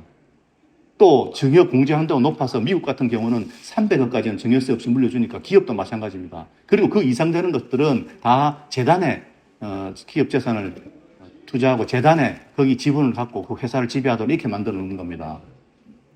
영국이 40%라고 조금씩 내린다고 그랬는데 영국은 40%인데 그게 기업일 경우에 비상장 회사는요 100% 공제고 상장 회사는 50% 공제입니다. 비상장 회사는 세금 하나도 안 내고 물려받을 수 있고 상장 회사 주식은 50% 그러니까 20%만 내고 물려받습니다. 그런데 그것이 많다고 없앤다는 거 아닙니까? 예전에 아스트라제네카라는 회사, 아스트라는 스웨덴 회사인데 생각 많이 많다고 영국 회사가 사버렸거든요. 그런데 지금 이제 브렉시트니 뭐 이런 것 때문에 또 저런 정도의 상속세가 남아있다고 해서 스웨덴은 없다고 해서 스웨덴으로 다시 회사가 떠나니까 영국이 상속세 없애겠다고 하는 거 아닙니까? 사실은 상속 제일 높은 나라는 스웨덴입니다. 벨기에입니다. 스웨덴은 없어졌고요. 벨기에 상속세가 80%입니다. 근데 그렇게 얘기 안 합니다. 뭐라고 하냐면 벨기에 상속세가 80%인데 그게 기업일 경우에는 80%에 그게 가족한테 물려줄 때는 30% 내려갑니다. 그 30%인데 그게 기업일 경우에는 90% 공제입니다. 그게 실제로 3% 내는 겁니다. 이 정도가 정상이죠. 모든 국가들의 저는 상속세가 제대로 프랑스가 45, 스페인이 34, 아일랜드 33, 독일이 30, 저렇게 내는 나라가 없습니다. 독일도 85% 공제입니다. 다 그렇게 공제입니다. 스페인은 가족 소유 기업일 95% 공제입니다. 그러니까 1.7% 냅니다. 이렇게 만들어 있는데, 그런데 어떤 나라는 상속세가 없다고 어떤 있다고 하는데 왜 그렇게 차이가 나냐? 스위스 같은 경우는 상속세가 7%입니다. 그런데 상속세가 국세가 아니고 지방세입니다. 그런데 그 지방에서 상속세 징수를 안 하더라고요. 그러니까 그건 있는 겁니까? 없는 겁니까? 제가 시간이 너무 많이 됐습니다. 그래서 장수기업들이 이렇게 일본은 33,000개다. 저게 55% 가능했겠냐 하는 얘기입니다.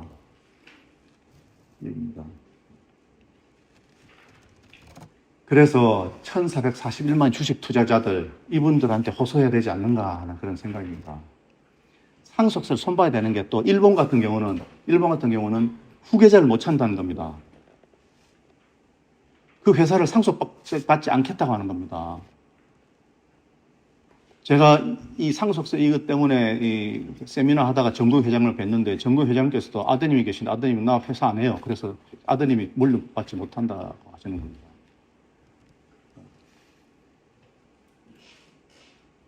그러면은 점점 대재앙의 시대가 온다. 일본이 중앙일보에 보도가 된 건데 일본이 이렇게 예측을 했다면 중소기업 73만 개가 2025년에 사라지는, 그래서 650만 일자리를 잃고 238조 원의 GDP 사라질 거다 이렇게 했다는 겁니다.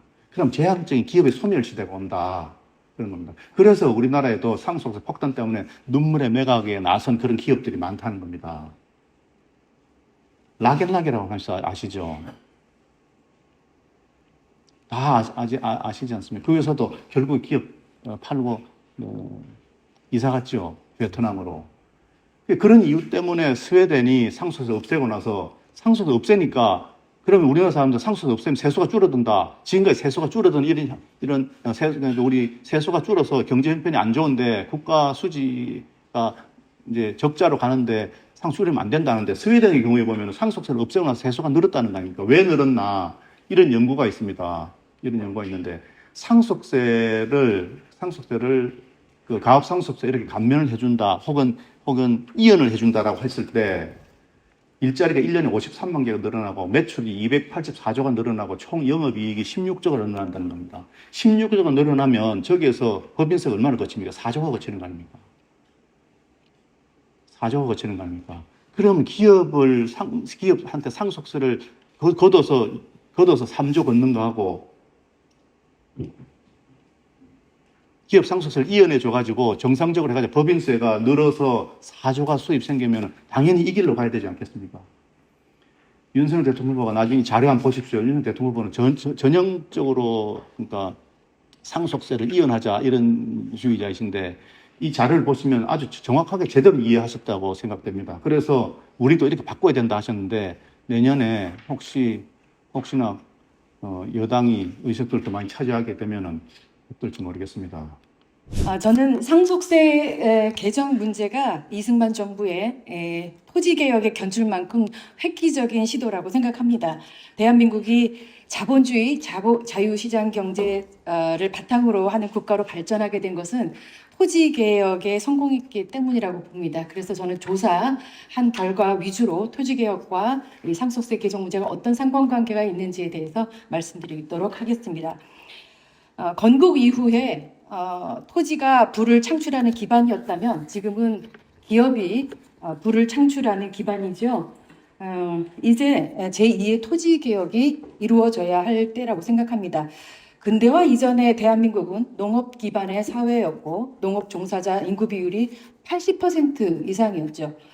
이에 토지 소유를 분산하기 위해서 1950년 3월에 토지 개혁을 단행하게 됩니다. 농민이 유상 매입 또 유상 분배의 농지 개혁법을 통해서 법을 시행한 지 1, 2년 만에 농지의 90%는 자장 농지가 되어서 농민들이 자신의 토유지를 소유하게 되죠. 토지 개혁을 단행하게 된 결과 사회 변화와 함께 비로소 대한민국은 자본주의 시장 경제 체제로 자리 잡을 수 있게 되었습니다. 제가 왜 모두부터 상속세 개정 문제를 제2의 토지 개혁에 비유했는지는 잠시 후에 이야기 나누도록 하고요. 먼저 이제 가셨네요. 국회의원은 당선이 목적인데 유권자 입맛에 맞는 이런 정책을 제시해도 모자랄 판에 여론의 지지도 받지 못하는 이런 상속세 발의의 뜻을 밝힌 최재형 의원께 감사의 말씀을 드립니다. 이것이 얼마나 어려운 결정인가를 보여주는 조사 결과와 함께 상속세제를 선진국 수준으로 바꾸는 것에 대한 어떤 의미에 대해서 짧게 말씀드리도록 하겠습니다. 지금부터 보여드리는 자료는 2021년 굿소사이어티 조사연구소와 리서치앤리서치가 공동으로 연구한 전국민 의식조사에서 나온 것입니다. 지금 보시는 거 한번 보시겠습니다.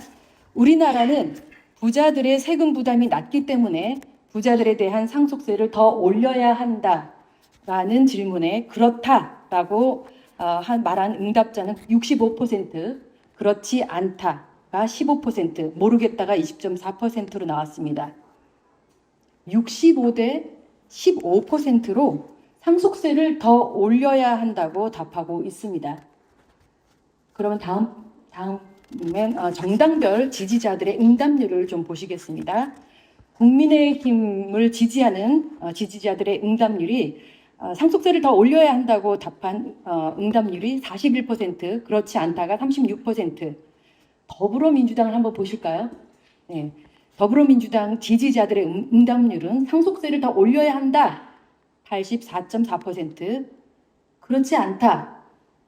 2.2%입니다.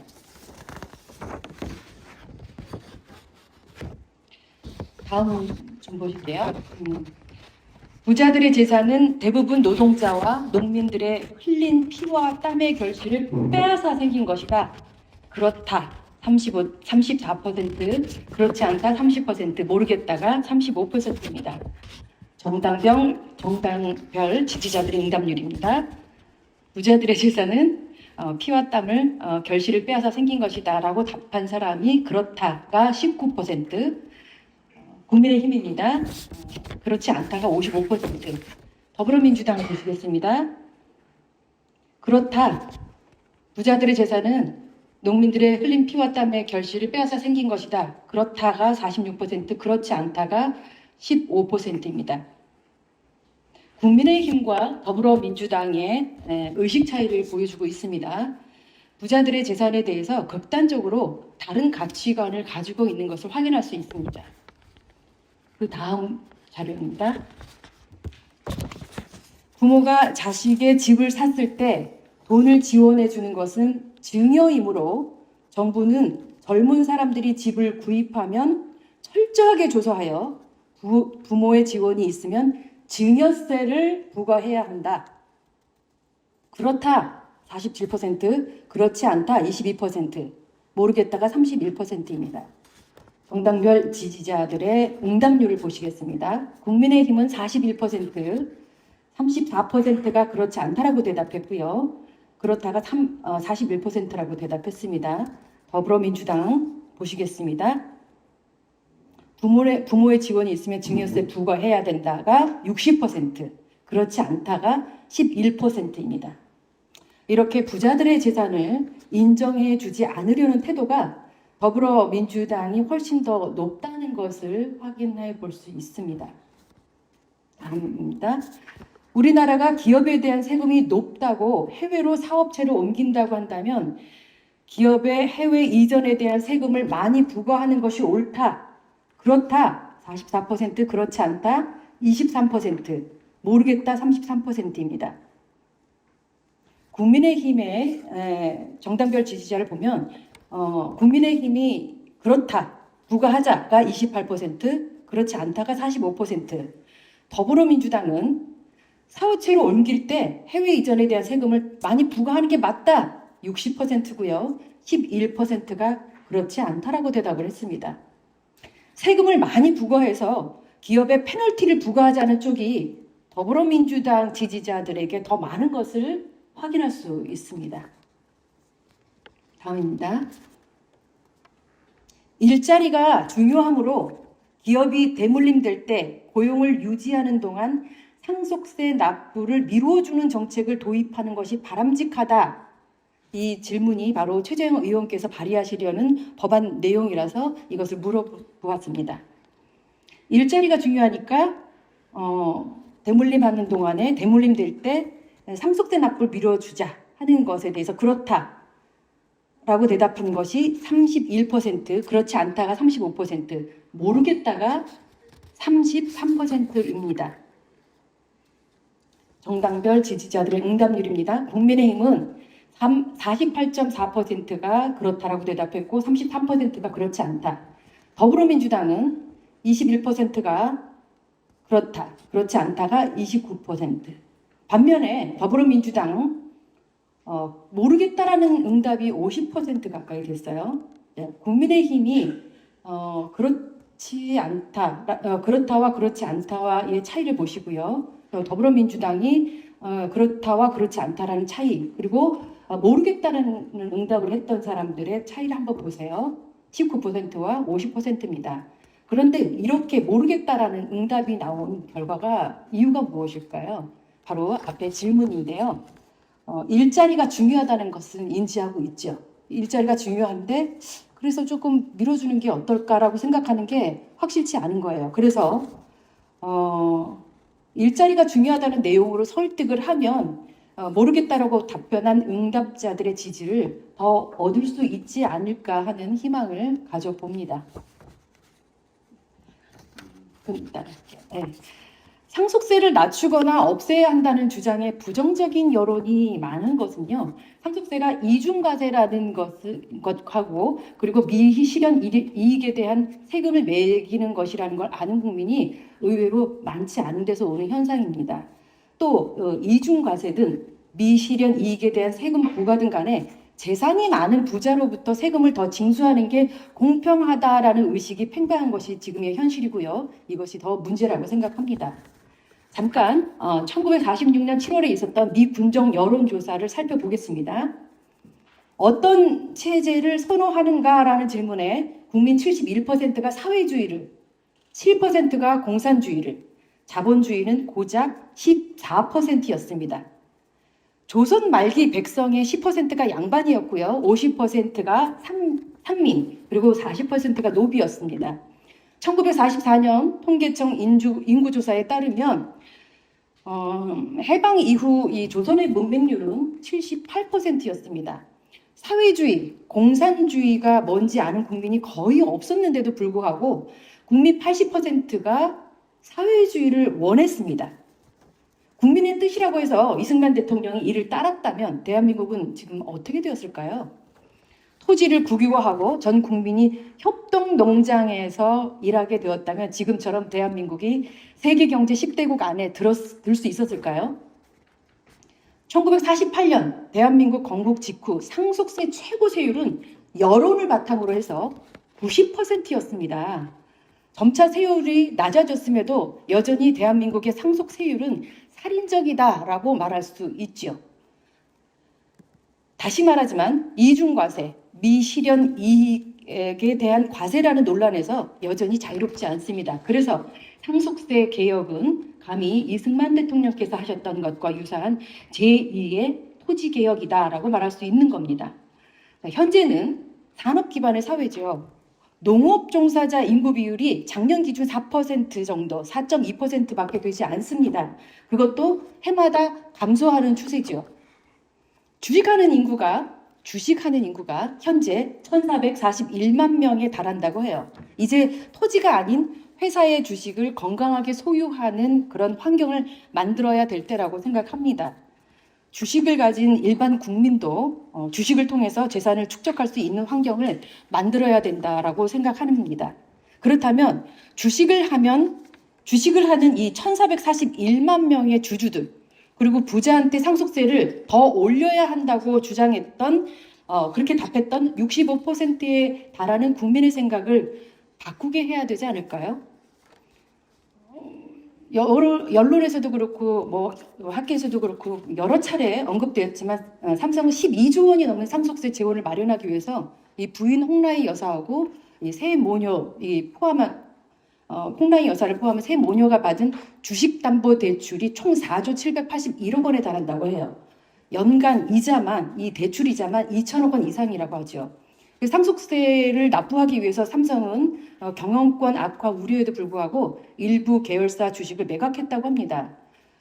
조금 전에 정구영 회장님께서 언급하셨던 고 김정주 넥슨 창업자 유족도 주식으로 상속세를 몰락하는 바람에 정부가 제2대 주주가 되었죠. 기업들은 상속세를 내기 위해 주식을 매각할 수밖에 없습니다. 이렇게 되면 기업 유지를 위한 오노 일가의 지배권은 상실되고 말겠죠. 이런 식의 이 악순환이 계속 발생한다면 과연 누가 기업을 하려 할까요? 다음 자료 한번 보시겠습니다. 국민의식조사 결과입니다. 세금 제도를 통해 기업과 사유재산을 국유화하면 세상은 더 평화로운 세상이 될 것이다 라는 질문에 아니다 라는 대답이 56.2%, 그렇다라는 대답은 19.2%였고요. 모르겠다가 24.6%입니다. 또 옆을 보시면요. 부동산 문제의 근본적인 해결을 위해서 토지 공개념을 도입해 토지를 국가가 소유하는 것이 옳다는 질문에는 25.6%가 그렇다. 그리고 아니다가 49%였습니다. 즉 국민은 대한민국이 개인의 재산권을 인정하지 않는 사회주의로 가는 것은 반대하면서도 부자들의 재산을 상속세로 빼앗아야 한다는 이중적인 그런 위중성과 위선을 보고 있습니다. 이런 이율 배반이 있을까요? 부자들의 대물림이라고 그랬더니 아까 정부영 회장님 뭐라고 하셨나요? 고통의 대물림이라고 하셨나요? 또 책임의 대물림이라고 말씀하셨는데요. 현재 우리나라는 펑펑 돈을 이렇게 막 날리고 펑펑 쓰고 그래서 망하면 탕감해주고 그다음에 또 유예해주기도 하고 그리고 면제해주기도 합니다. 근데 어렵게 기업들이 재산을 일궈서 자식한테 준다고 한다면 그럼 펄펄 뛰고 엄청난 과세를 하죠. 그게 이중적인 태도 아닐까 저는 그런 생각이 듭니다. 저는 상속세를 더 올려야 한다고 대답한 국민은 이 평생 상속세를 안 낼 만큼만 재산을 유지하는 게 좋은지 저는 그렇게 묻고 싶고요. 국민의 자기 재산 보호 의지와 세계 최고의 상속세율을 유지하거나 또 더 올려야 한다는 태도 중에서 우리는 과연 어떤 것을 더 존중해야 될까요? 1946년에 실시한 미 군정 여론조사 보셨죠? 다시 한번 보여주세요. 네. 당시 조선의 문맹률은 78%였습니다. 이승만 대통령은 이들을 이끌고 근대화의 초석을 다졌습니다.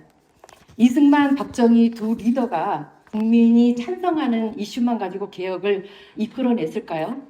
이 두 분의 공통점은 먼 미래를 내다보는 통찰력과 해안을 가지고 소위 말하는 여론을 뚫고 개혁을 추진했다는 점입니다. 따라서 이번 상속세제 개편안이 생사기로에 서 있는 대한민국의 운명을 가를 그런 중요한 법안이다라고 말씀드리지 않을 수가 없습니다.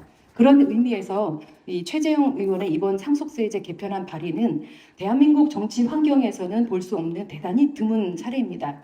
국회의원은 국민의 뜻에 따라 입법 활동을 하는 것뿐만 아니라 100년 앞을 내다보고 국민을 설득해야 하는 활동 또한 큰 과제를 안고 있습니다. 이번이 그런 경우라고 할 수 있겠죠. 아시다시피 이 대한민국의 상속세는 OECD 국가 중 가장 높습니다. 국민 여론을 의식한 나머지 전 세계에서 유일한 세계 최고의 상속제도를 계속 유지한다면 대한민국은 과거 스웨덴의 스웨덴처럼 기업들이 해외로 떠나거나 투자가 또 위축되고 또 실업이 늘어나는 등 기업의 활력을 잃어서 제2의 아르헨티나나 제2의 그리스로 전락하지 않을까 하는 우려가 심각해지고 있습니다. 세계 최고의 상속세율을 가진 대한민국에서 이러한 모순으로 인해 여러 가지 문제가, 사회 문제가 발생하고 있고요. 또 이것은 기업할 의지를 저하시키고 주식시장 침체, 또 기업 자산의 해외 유출, 투자 감소 등의 문제로 이어져 경제를 침체에 빠뜨리는 원인이 되고 있습니다. 최재형 의원께서 이를 해소하고 기업의 지속적인 생존과 혁신을 유도하기 위해서 기업 주식에 대한 상속제도의 획기적인 전환과 필요성을 말씀하셨죠. 이를 위해서 상장법인 혹은 비상장법인의 주식을 상속하는 경우 상속 시점에서 상속세를 부여하지 않고 또 부과하지 않고 상속인의 해당 주식을 처분하는 이 시점에서 과세를 이연해서 기업을 계속 성실히 경영하게 한다는 게 이번 상속세제 개편안의 발의의 취지입니다. 현재 여러 앞선 발제자들 분께서 말씀하셨지만 스웨덴, 캐나다, 호주 등이 이런 자본이득세라는 이름으로 이와 유사한 제도를 도입하고 있습니다. 대한민국이 이 세계에서 가장 높은 갈라파고스적 이 상속세 제도를 유지하고 있는 이유에 대해서 국민이 원치 않다거나 아직 시기상조다라는 말을 좋아하는데요. 국민이 원한 때가 있었을까요? 모든 일을 국민에게 묻고 국민투표에서 통과하는 대로 나라 일을 진행하면 과연 그것이 옳을까요? 마지막으로 저는 칼 마르크스의 공산당 선언에 나타난 상속세 문제를 다시 한번 같이 보시고요. 제 순서를 마치도록 하겠습니다. 칼 마르크스 공산당 선언에서는요, 골자만 말씀드리겠습니다. 모든 자본과 생산수단의 사적 소유를 폐지하고 토지 소유 폐지와 국유화, 은행의 국유화, 교통운송수단, 공장의 국유화, 망명자와 반역자들의 재산 몰수, 높은 상속세와 높은 누진소득세 부과, 이렇습니다. 저는 현재 대한민국의 상속세 제도는 마르크스가 1848년 공산당 선언에서 주장한 상속세로 모든 자본과 생산 수단의 사적 소유를 폐지한다라는 것을 지금 실천하는 제도가 아닌가 그렇게 생각하고 있습니다. 저는 그래서 최재형 의원이 발의하시는 이 법안이 통과돼서요. 언제 될지 모르겠다. 다음 총선에서 이기면 가능성이 조금 있지 않을까 하는데 저는 그렇게 보지 않고요. 이 망국적인 이런 세제는 반드시 개편돼야 된다고 생각하고요. 대한민국이 이 글로벌 스탠다드에 걸맞은 합리적인 상속 세제를 가진 나라로 발전하기를 간절히 바라는 마음이고요. 저는 여기서 마치겠습니다. 이런 세미나를 한다는 것 자체가 저는 큰 변화라고 생각합니다. 그동안은 상속세 문제를 이렇게 공론화해서 세미나 한 사례가 많지 않고 이 부분을 국민 정서라는 이유로 다루기를 주저하고 그려왔지만은 이런 논의가 하는 것은 저는 의미가 있고 이 상속세 이 문제는 단기간에 해결될 수 있는 과제가 아니다고 생각합니다. 의원님이 법안을 냈지만은 법안이 냈다고 해서 이게 단기간에 해결될 것을 우리가 섣부르게 기대하기보다는 장기간의 어떤 논의와 끊임없는 과학적 근거에 따른 분석과 함께 설득 과정을 거쳐야 되지 이게 단기에 해결될 거라는 어떤 환상에 사로잡혀서 이렇게 했으면은 이 문제가 해결될 수는 없다고 생각합니다. 그래서 끊임없이 이러한 논의와 어떤 토론 그 과정을 통한 국민적 설득 과정을 거쳐서 우리가 해결해낼 과제라는 것을 우리가 유념해야 될 거로 생각합니다. 제가 오늘 오니까 오늘 세미나가 조금 일반적인 세미나보다는 좀 낯설다는 느낌 받았습니다. 일반적인 세미나는 여러 가지 찬반 논의인데 오늘 이 자리는 좀 상속세에 대해서 좀 문제를 많이 가지고 있는 분들이 와서 주장에 가까운 이야기가 있었는데 저는 이러한 회의도 필요하지만은 좀 더 객관적이고 좀 더 많은 분들이 참여해서 좀 더 공감대 형성에 도움이 되는 그 회의가 되었으면 하는 게 제 바람입니다. 개인적으로는 저는 상속세 개편에 찬성하는 입장입니다. 이해해 주십시오. 그리고 끝까지 지금 자리 하고 계시는 우창록 회장님, 정부인 회장님, 그리고 이호준 중견기업연합회 부회장님, 이런 분들이 끝까지 계시기 때문에 저는 앞으로 좋은 성과가 있을 거라고 저는 생각합니다. 발제해 주신 분 제가 그 분들에 좀 코멘트를 했으면 좋겠습니다. 명 교수님하고 여러 분들 연구를 했는데 제가 주제 넘게 이렇게 코멘트하는 것에 대해서는 좀 그렇지만은 저는 토론회에서 서로 간에 이 코멘트하고 이렇게 하는 과정들이 있어야지만 또 추후에 더 발전이 있다고 생각합니다. 일단은 우리 황승현 명 교수님께서 자본시장 차원에서 접근한 것은 저는 상당히 설득력 있다. 우리 개인들이, 우리 국민들이 코로나를 거치면서 주식시장에 참여한 인구가 크게 증가했습니다. 그런 국민들이 그 자본시장, 우리 기업에 대한 관심이 높아진 상황은 상속세 개편에 좋은 저는 기회라고 생각합니다. 미국 사회가 지금처럼 발전할 수 있는, 자본시장 발전할 수 있는 가장 근본적인 원동력은 미국 국민들이 주식 투자를 하기 때문입니다. 그렇기 때문에 경제에 대한 이해가 밝고 이 자본시장 발전이 어떠한 영향을 주는지를 알기 때문에 이러한 담론에서 더 오픈된 마음으로 할 수 있다고 저는 생각하기 때문에 그런 상당히 좋은 접근이다.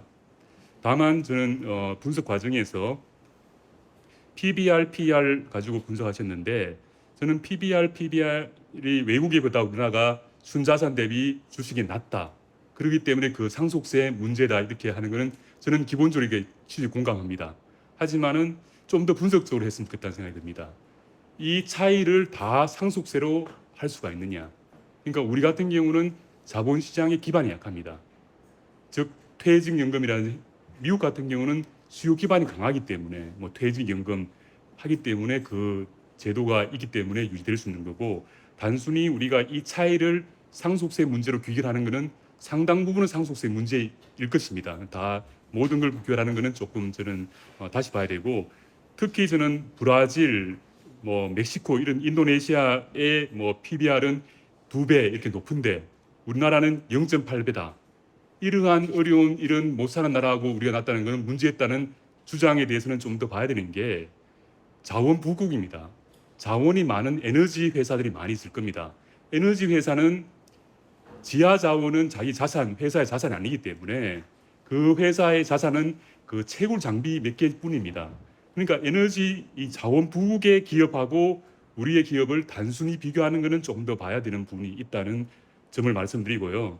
그리고 또 우리나라 이익하고 또 주식 가치를 비교하면서 이게 PER로 말하는데 우리가 낮다는 것을 분석한 것도 저도 이것도 공감합니다.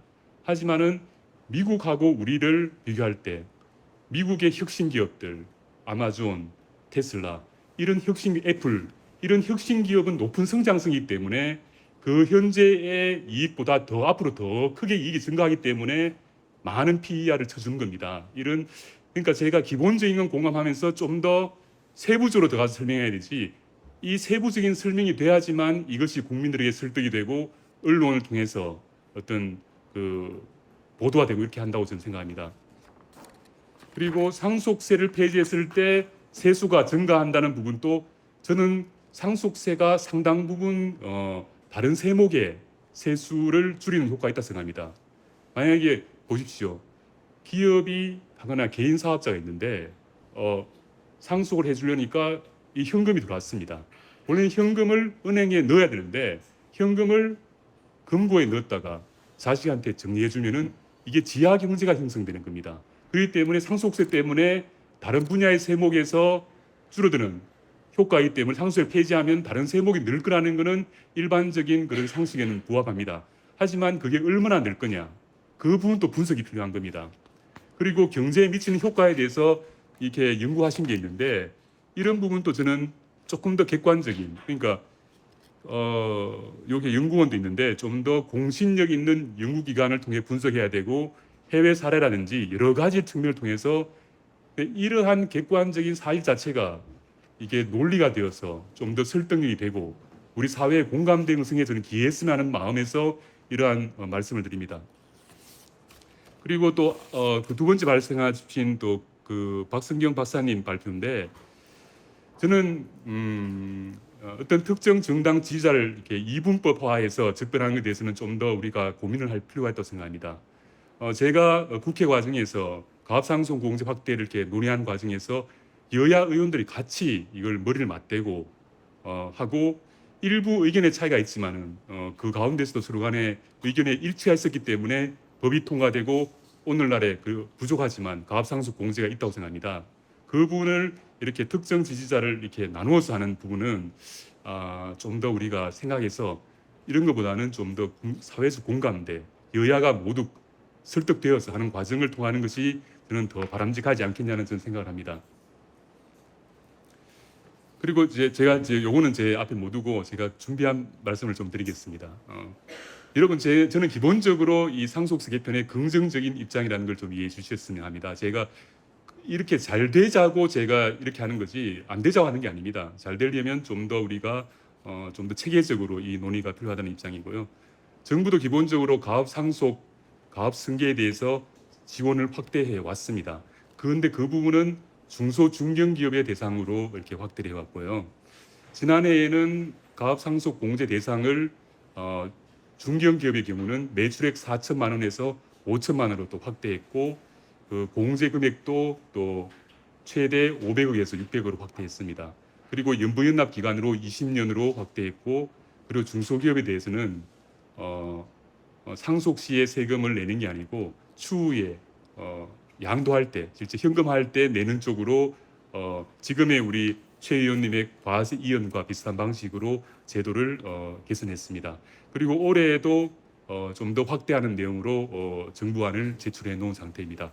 그리고 일반 국민들의 상속 증여세 부분은 올해 세법 개정안에서 혼인에 따라서 자녀한테 증여할 경우는 1억을 추가로 공제하는 제도를 마련했습니다. 부족할지 몰라도 좀 현실적인 어떤 부모가 지원하는 점을 감안해서 좀 혼인이나 출산을 지원하기 위해서 이런 제도를 도입했고요. 그리고 좀 더 근본적으로는 현재는 유산세 방식으로 부모가 돌아가시면 돌아가신 부모를 기준으로 총 100억을 돌아가신 분이 재산이 있었다면 100억에다가 세율을 곱해서 상속세를 내는데 앞으로는 부모를 기준으로 하는 게 아니고 자식을 기준으로, 즉 받은 자식이 받은 목, 만약에 100억을 자식 둘이서 50억씩 받았다면 그 50억에 대한 세율을 매겨서 상속세를 내는 쪽으로 변경합니다. 이게 유산 취득세 방식인데 그렇게 하면은 100억이 아니라 50억의 세금을 내기 때문에 세율이 낮아지는 그런 효과가 있습니다. 말씀하신 대로 그 해외에서는 OECD 회원국 중에 14개 나라가 상속세가 없고 자본 이득세로 상속 시점이 아니라 상속된 재산을 팔 때에 과세하는 식으로 되어 있습니다. 그리고 상속세가 있는 나라의 경우도 상속세 평균 세율은 26%입니다. 그런데 우리나라는 상속세 최고 세율이 50%이고 최대 주주에 대해서 그 주식에 대해서는 그 프리미엄을 저희가 있다고 봐서 최대 60%까지 세금을 매기고 있습니다. 저는 이거는 근데 왜 이런 나라는 상속세가 없거나 세율이 낮을까? 유럽 같은 경우도 이 세계 1차, 2차 대전을 겪으면서 상속세를 최고 7, 80%까지 올렸던 나라입니다. 그런 나라들이 왜 상속세를 폐지하거나 왜 있는 나라도 26%밖에 없을까? 어떤 분들은 그럽니다. 우리나라는 부에 대해서, 부의 대물림에 대해서 부정적인 의견이 있기 때문에 상속세가 높고 이런 나라는 그렇지 않다. 하지만 뭐 유럽이라고 해서 부의 대물림에 대해서 그런 생각이 없을까요? 저는 그런 초점보다는 기본적으로 상속세가 있었을 때 바로 저는 이게 이동성, 모빌리티의 이슈라고 생각합니다. 우리가 법인세를 내려야 한다 했을 때 왜 법인세를 내리려고 합니까? 기업은 국가를 선택할 수가 있습니다. 삼성전자가 있지만은 국내 투자할 수도 있고 해외 투자할 수도 있습니다. 미국에서 반도체법을 만들어서 미국에 투자한다고 하니까 국내에도 반도체법을 만들지 않습니까? 결국은 기업이 이동하듯이 이 자산을 갖고 있는 사람도 이동할 수 있다. 그리고 그 기업도 상속세 때문에 우리 기업이 해외에 팔릴 수 있다. 그러한 과정을 거쳐서 국민적 공감대를 통해서 이 상속세가 서서히 개편되었다는 것으로 저는 이해하고 있습니다. 그러한 과정에 대한 국민적 설득 노력이 저희가 필요한 단계이고요. 상속세 수요율이 이렇게 50%, 또 60% 높으면 그게 부의 대물림을 억제하는 취지에서는 뭐 이해할 수 있고 국민들이 원할 수 있지만은 많은 아무리 좋은 것도 과도하면은 부작용이 있는 게 사실입니다. 과유불급인 거고요. 이게 바로 그러면 오늘 토의했듯이 기업의 발전을 저해하고 자본시장의 발전을 억제하는 그런 효과가 저는 있다는 것은 현실이라고 생각합니다. 어느 기업인이 상속세가 많은데 자기가 상속할 시점이 되었는데 기업의 주가가 올라가기를 원하겠습니까? 그리고 상속세를 줄이기 위해서 일감 몰아주기, 그리고 전환사채 여러 가지 어떤 편법을 통해서 그 정리를 하고 그렇게 컨설팅하는 그런 전문가 그룹이 있다는 것 자체는 이 상속세 문제가 그만큼 크다는 것을 방증한다고 저는 생각합니다. 그리고 우리 기업은 다른 나라에 비해서 배당률 그리고 자사주 소각 매입하는 데에서 아주 인색한 것이 사실입니다. 정부영 회장님이 배당을 안 하면 뭐 기업에 발전하는데 안 하는 데도 많더라 이렇게 했는데 제가 요거는 저희가 좀 생각할 때는 기업이 성장 발전하고 그리고 애플 옛날에 마이크로소프트까지 기업이 일반적인 시장의 경제 성장률보다 빠르게 성장할 경우는 배당을 해줄 필요가 없습니다. 왜? 그 기업이 더 잘하기 때문에. 그렇지 않고 성장이 떨어졌을 때는 기업의 성장이 떨어진 회사는 배당을 해야 됩니다. 우리나라 제일 배당 많은 중기업이 금융주 아닙니까? 은행, 보험은 성장을 안 하니까 배당을 줘야 되는 거거든요. 그런데도 불구하고 배당을 안 주는 데가 있다는 겁니다. 뭐 몇 가지 우리 교수님이 예를 들은 그런 회사들 성장은 안 하는데 배당을 안 줍니다. 왜 그러냐면 배당을 주면 주가가 올라가기 때문입니다. 이 부분은 여담이지만은 주식 댓글창에 그 창업주가 있는데 창업주가 지금 80대입니다. 거기에 있는 주주들이 댓글창에서 너무 참 빨리 우리 창업주가 그런 말들이 많습니다. 왜냐하면 창업주가 있으니까 배당을 안 주거든요. 그러니까 빨리 자식이 승계받아서 배당을 받아서 상속세를 낼 거 아니겠습니까? 그렇기 때문에 그런 기업들 창업주가 80%이고 80대이고 주식을 많이 갖고 있는 기업만 찾아서 투자하는 사람들도 있는 게 현실입니다. 그리고 저는 우리나라 자본시장처럼 지주회사하고 이렇게 자회사가 이렇게 많은 동시에 상장되어 있는 나라는 없습니다. 우리나라 기업들은 대부분 다 홀딩스 지주회사 둘 다 상장되어 있습니다. 외국은 지주회사나 자회사 중에 한 곳만 상장되어 있거든요. 왜 상장되어 있느냐? 지주회사로 전환해서 하면은 자기 지분율을 올릴 수 있거든요. 상속 내려 그러니까 내 지분율이 떨어진다. 그렇기 때문에 빨리 미리 지주회사 만들자. 지금 넥슨 같은 경우도 거의 절반은 상속세 냈지만은 경영권 문제가 없는 게 그게 다 지주회사이거든요. 그렇기 때문에 지주회사를 전환하는 게 우리나라 많다는 거고 그리고 지주회사 전환된 다음에 또 물적 분할도 그런 걸 많이 합니다. 그러니까 우리나라가 이 자본시장이나 이렇게 왜곡되는 것이 상당 부분은 상속세인 것은 사실입니다. 그리고 오늘 최재형 의원님 말씀하신 그 주식에 대해서는 좀 특별히 다른 자산과 달리 봐야 되지 않느냐 이런 말씀인데 저는 그 일면 이 주장에 대해서는 긍정하는 부분도 있고 일면은 또 신중해야 될 필요가 있는데 긍정하는 측면은 어떤 분야냐면은 기업에 대해서 과세하니까 이 기업이 다른 데로 이제 해외로 팔리거나 여러 가지 문제가 있으니까 기업에 대해서 뭐 주식에 대해 특별히 봐야 한다. 그 일면도 타당하고요. 그리고 기본적으로 토지 부동산과 주식은 좀 다릅니다. 토지 부동산은 한정된 재화입니다. 그것을 소수의 사람들이 소유했을 때는 부의 집중적인 어떤 소유 문제 그리고 사회적 갈등을 유발합니다. 그 우리 고려 시대 말에 귀족 사회 이러면서 바늘 하나 찌를 틈도 없이 이 농민들이 토지를 갖지 않다는 그런 말이 있었지 않습니까? 이렇게 토지나 부동산을 소수가 집중하면은 그건 사회적 문제를 야기합니다. 하지만 주식은 다릅니다. 주식은 소유 지분입니다. 예를 들면은 세계 최고의 부자가 일론 머스크인데 일론 머스크가 갖고 있는 게 테슬라 주식입니다. 근데 테슬라 주식이 원래 있던 주식이 아니거든요. 자기가 만든 회사입니다. 자기가 그만큼 사회에 기여해서 새로운 기업을 만들고 사회의 부를 누린 겁니다. 그런 기업의 주식과 부동산을 동일선상에서 보는 것은 좀 맞지 않다는 것을 저도 공감합니다. 하지만 정부의 입장에서 보면 또 다른 부분이 있습니다. 이 같은 재산인데 주식과 부동산을 다르게 봐서 이거를 이게 주식은 과세 이연하고 부동산은 과세한다는 게 현재는 중소중견기업에 대해서는 가업상속 시 공제해 주지만 중소중견기업을 막론하고 대기업을 포함해서 다 주식을 그렇게 한다는 게 저는 정부로서는 이거를 과세 형평성 사원에서는 신중할 수밖에 없는 그런 상황이라는 것을 말씀드립니다.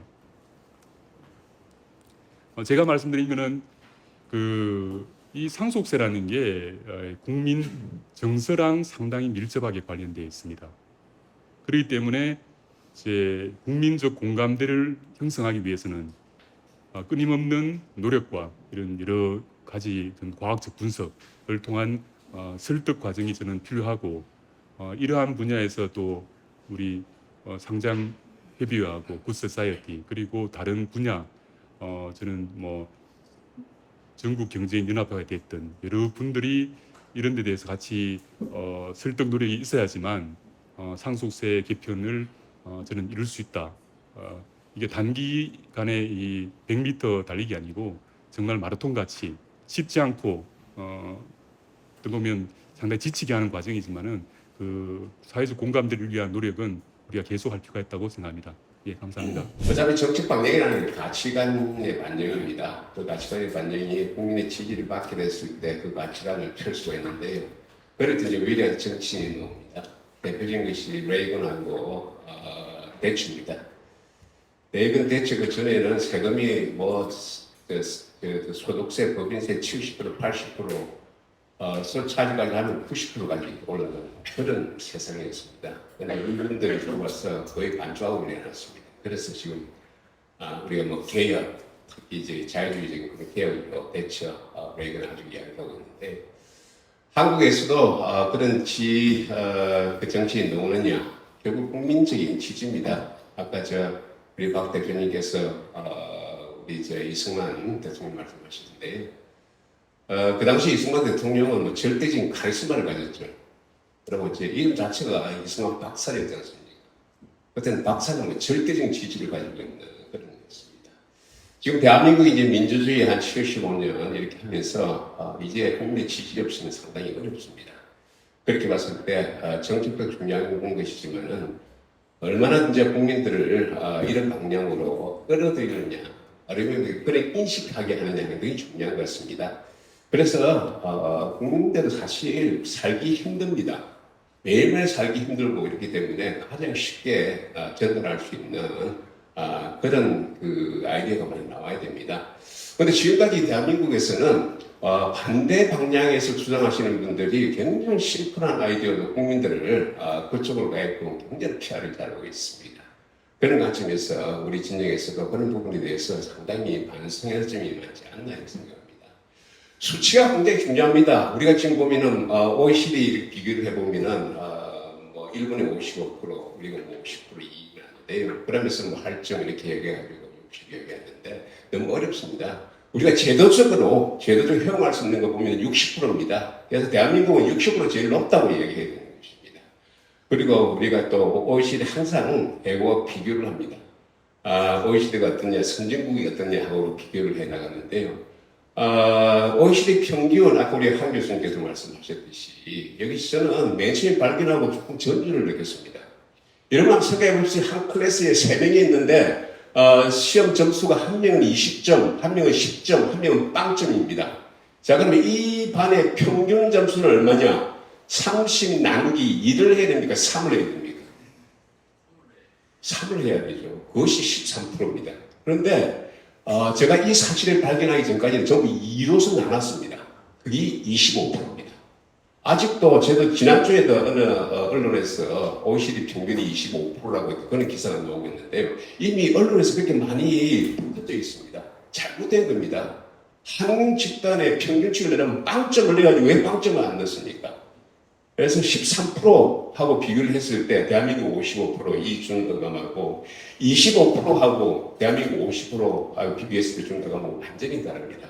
이거 하나하나가 상당히 우리가 국민들의 인식을 바꾸는 데 중요한 우리의 노력이 아닌가 이렇게 생각합니다. 저는 재정학자로서 한 10몇 년부터 이런 연구를 많이 하고 주장을 많이 했는데요. 조금 기초에 있었습니다. 근데 다행히 제가 강원도 와가지고 강원연구 원장을 하면서 마침 강원도가 강원특별자치도가 6월달에 됐습니다. 강원특별자치도라는 것이 여러분 잘 아시겠지만은 분권국이 되는 겁니다. 강원특별자치도의 영어명은 강원스테이트입니다. 캘리포니아 스테이트, 조지아 스테이트처럼 그렇게 만들어져 있습니다. 스스로 정책을 만들 수 있는 권한이 있다는 것입니다. 그래서 저는 지난달부터 강원도에서 상속세 폐지, 그냥 상속세가 기업 상속세를 폐지하자 하는 주장을 많이 하고 있습니다. 왜? 강원도에서는 절대 반대 안 합니다. 기업 상속세가 아마 강원도에 만약에 없다고 하면은 많은 기업이 강원도 올 거예요. 그러니까 강원도에서 굳이 기업 여서 유치 이야기하는데 그럴 필요 없다는 거예요. 법인세, 소득세, 깎아낸 데서 오는 게 아닙니다. 만약에 그것이 현실화된다면은 아마 대한민국의 지방으로 하나씩 파급이 될 겁니다. 강원도에서 여러분 제주, 전북, 그리고 이제 우리가 지금 경기도 같은 경우는 경기 북부도 동권 이야기하고 있습니다. 하나씩 전부 달라고 할 겁니다. 그러면 어느 순간에 대한민국 전체에서 상속세가 폐지되는 그런 것이 갈지 않을까 이렇게 생각하기 때문에 조금 무모하지만은 제가 강원연구원에 있으면서 강원도에서 기업 상속세를 폐지하라 주장을 계속 하고 있습니다. 기반은 이렇습니다. 우리가 상속세는 국세인데 왜 지방에서 이렇게 이야기하느냐? 미국에는 상속세가 중앙정부, 연방정부에서 부과하고 있지만은 주정부에도 부과하고 있습니다. 굉장히 다양합니다. 우리가 이제 상속세 이렇게 하면은 대한민국에서는 유산 상속세입니다. 영어로는 estate tax예요. 이런데 우리가 받는 사람, 상속인 입장에서 하는 것이 취득유산세인데 그거를 영어로는 inheritance tax라고 합니다. 미국 주 정부에서는 양쪽으로 다 받는 조국도 있습니다. 메릴랜드 같은 주에서는 그 정도로 다양한 그 형태가 되어 있는데요. 우리도 국가 전체에서 적용하기에 힘들면은 지방에서부터 한번 물꼬를 틀어보는 게 어떤가 하는 그런 주장을 가감을 해봤습니다. 지금 시간이 많이 됐는데요. 저는 이번 정부, 윤석열 정부 들어와서 굉장히 좋은 메시지를 많이 듣고 특히 대통령께서 말씀하실 때 심사부터 자유를 30분 이상 이야기했고 지난 강복절에서도 자유를 이야기하는 걸 많이 들었습니다. 사실 자유란 말은 추상적입니다. 자유란 말을 그렇게 언급을 많이 하시면은 구체적으로 표현을 해야 되는데요.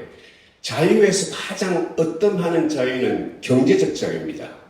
정치적 자유도 경제적 자유에 존재하는 것입니다. 2007년 참여정부 시절에 처음으로 가업승계에 관한 세제 개편에 대해서 허용석 세제실장님 계실 때 그분과 처음 파레시 호텔 조차를 하면서 우리 기업들의 문제가 무엇인지 그런 얘기를 제가 그날 했습니다. 근데 그날 들으면서 그분이 이제 하신 말씀이 지금도 생생합니다. 뭐라고 하시냐면요. 제가 이제 다른 나라의 세제도 얘기하고 우리가 받는 세제가 어떤 영향을 미치는지에 대해서 얘기했는데 아직 우리나라는 그 세율을 개편하는 것은 좀 문제가 있지 않냐. 우리 국민의 정서상. 근데 그때 워낙 이렇게 상속세율을 포괄 상속세 이런 걸로 바꿔 놨었기 때문에 노무현 참여정부 시절이었으니까 그 말이 저한테 어색하지 않았습니다. 그로부터 16년 됐습니다. 아직도 우리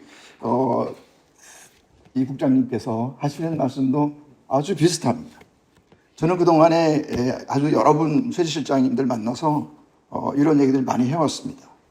최근에 와서 그 가업승계에 관한 법률 개정안이 많이 이렇게 개정도 됐고 그 내용을 이 변하는 내용을 보면서 언젠가는 나도 저 혜택을 받을 수 있겠지 이렇게 생각하면서 열심히 토론하고 또 한 10여 차례 가업승계에 관한 법률 개정안에 대해서 얘기했습니다. 박근혜 대통령께도 말씀드리고 기재위 법안심사소위에 불려가서 거기서 토론도 함께 해보고 해봤습니다. 기업들이 생각하고 있는 이게 정말 기업만을 위한 상속세를 감면해달라 그런 거 아니고요. 제가 옛날에 최영록 실장하고 그 세제 개편이 되고 난 다음에 최 실장이 저를 오라고 그래서 같이 몇 사람 만났는데 되게 자랑스럽게 말씀하셨습니다. 제가 그랬습니다. 이것이 되게 잘하셨는데 이건 무늬만 세제 개편, 무늬만 가업승계이지 이런 모양으로 가업승계를 해가려고 그러면 할 수 있는 회사가 별로 없을 거다. 자칫 가업승계를 선택했다가 나중에 크게 후회할 거다. 지금 아주 어떻게든지 세금 낼 거 내고 정리를 하는 게 낫지. 그런 얘기를 한 기억이 있습니다.